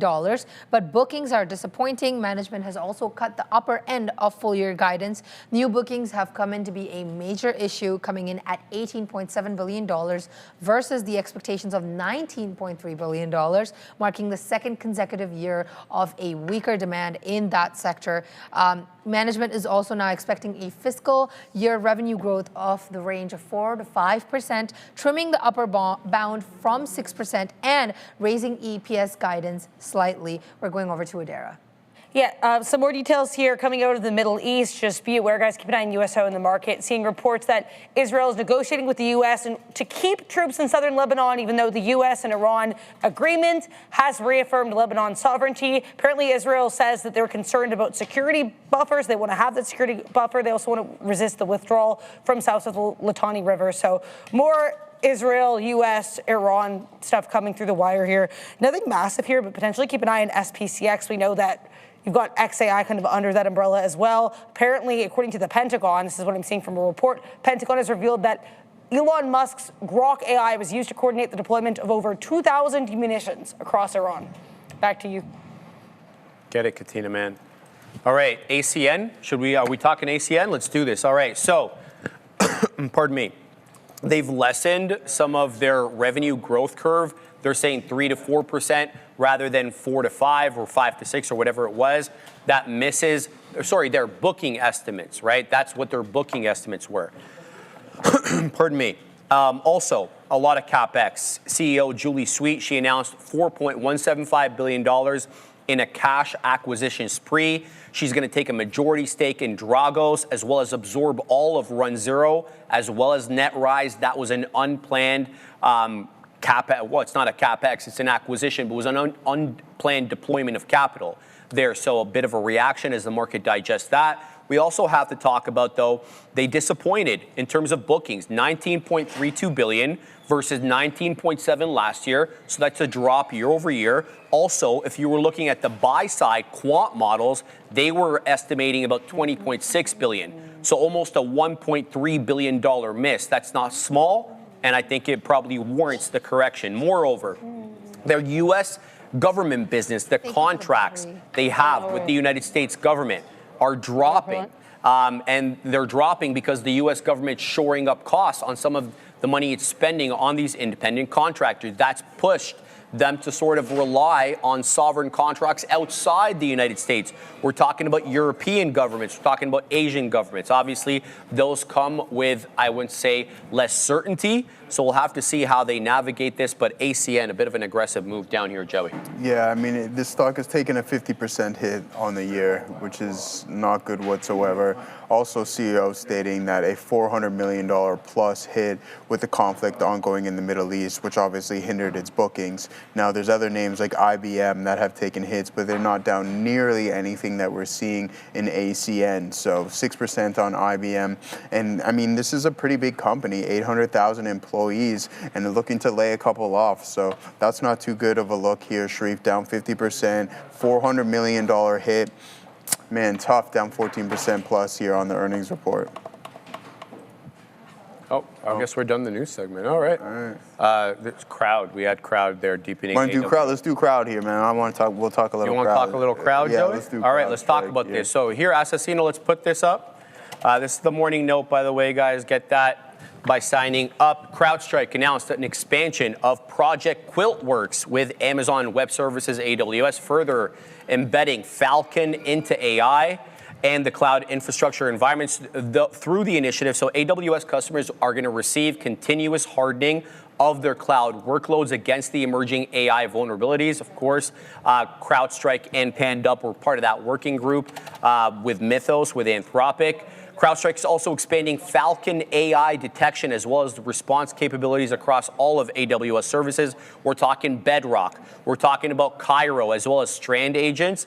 The move does position CrowdStrike kind of to benefit from the growing need to secure these AI applications as well as, of course, the very dangerous autonomous agents. We've been talking more about that and how they can pose a threat to cybersecurity. It is one of the fastest growing areas in cybersecurity, and I'll submit to you, it is exclusively the reason we saw PanDub from 165 into 316, I think within a month, right? It is the emergence of these agentic AI threats that's really lighting a fire under companies' asses to get things done properly. So strategically, this deepens the relationship between CrowdStrike and AWS, which they already had a relationship anyway because they were both part of the same working group. Joey, what do you think? Yeah, I mean, listen, we've been talking about CrowdStrike for quite some time, how PanW and this name, Falcon AI being one of the top cybersecurity platforms out there, software as a service that is anyways. I mean, listen, as this build-out continues, I'm not surprised. We have AWS looking to expand its Trainium chip segment as well too. Sharif selling those, which could be an additional revenue, and then also expanding its partnership with Anduril. So, I mean, CrowdStrike is positioned very, very well, and we've seen this stock that was down 40% at one point during SaaSmageddon, and then just absolutely skyrockets to new all-time highs, soars, I guess I can say, because Falcon AI is that platform, and I like everything that CrowdStrike is doing right now. Partnerships with the right people. And Southwest. They're also throwing their hat into the AWS ring as well. Let's talk a little bit about that. They're going to transition from a largely on-premises infrastructure. We're talking about Southwest Love to a fully cloud-based AI-enabled airline by 2028, if you believe some of the reports. It touches nearly every aspect of their business, Southwest, from bookings to operations, and it supports, of course, 70,000 employees, the biggest airline in the United States, by employees and by routes as well. By adopting AWS tools like Cairo and Quick, Southwest does expect faster software development internally, and they do want to streamline their cloud infrastructure as well as increase their scalability. AI agents as well, very important here, are going to be deployed across customer service, operations, development workflows, allowing these tasks that previously took hours to kind of be completed in minutes. Anybody who's used these agentic AI knows how quick and productivity increasing they can be, Joe. Yeah, I mean, not much I can say here about Southwest Airlines and AWS. We'll talk a little bit about the technicals within the stock here. I mean, listen, you know where I'm going to start off with things, and that's right there. Dividend right there, Sharif. 18 cents on a $48 name. So, I mean, as for Southwest, we're still a little bit of ways off of our all-time high, 26%. And, I mean, some of these airlines, what is it? It's the Jets ETF, I believe.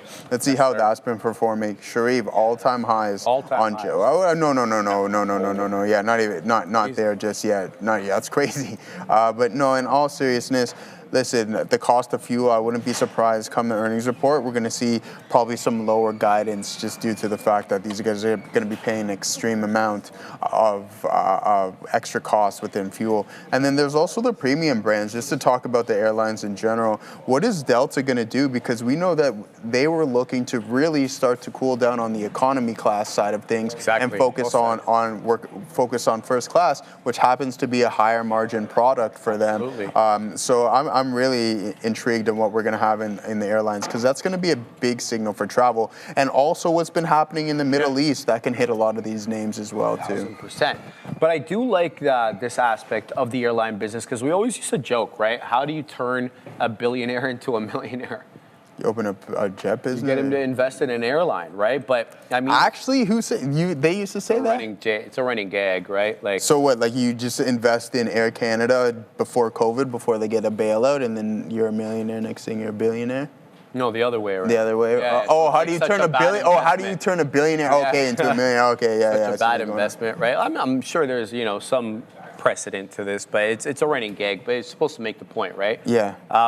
So I do like the fact that they are going after higher margins, and I always give the anecdotal story of like my sister and I traveling abroad in 1992.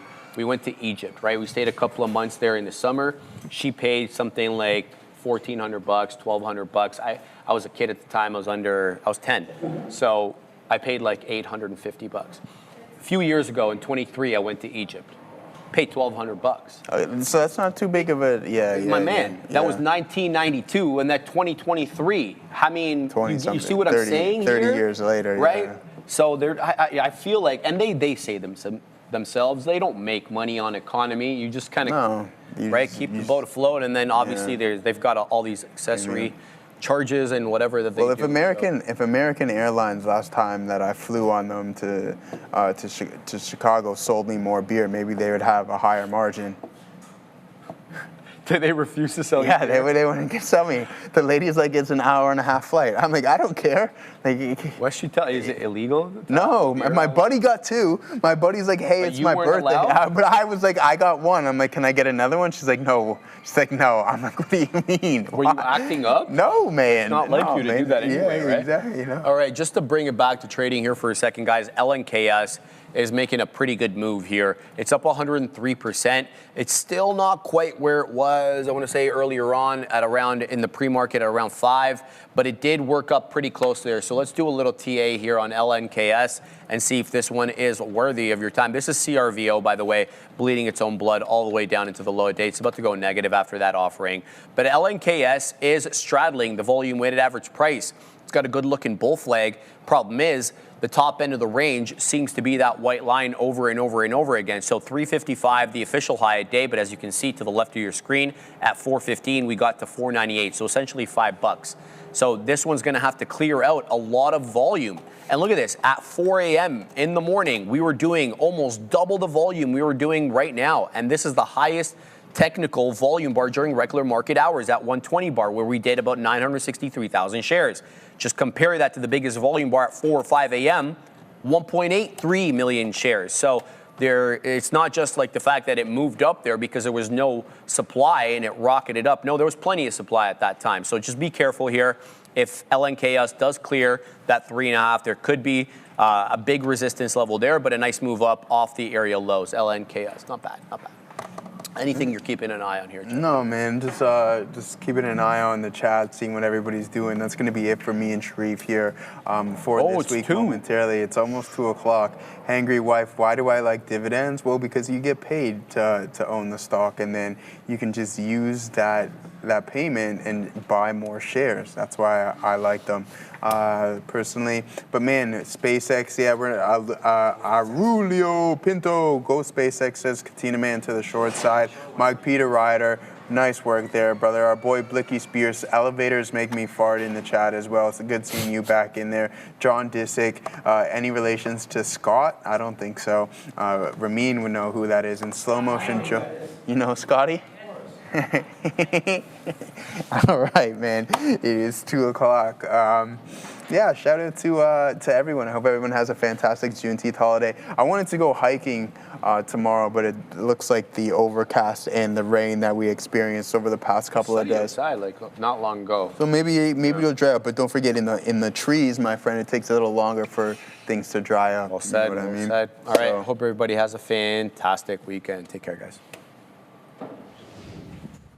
Absolutely. But it's not the weekend yet, everybody. So welcome. It's afternoon time. Remember, it is the end of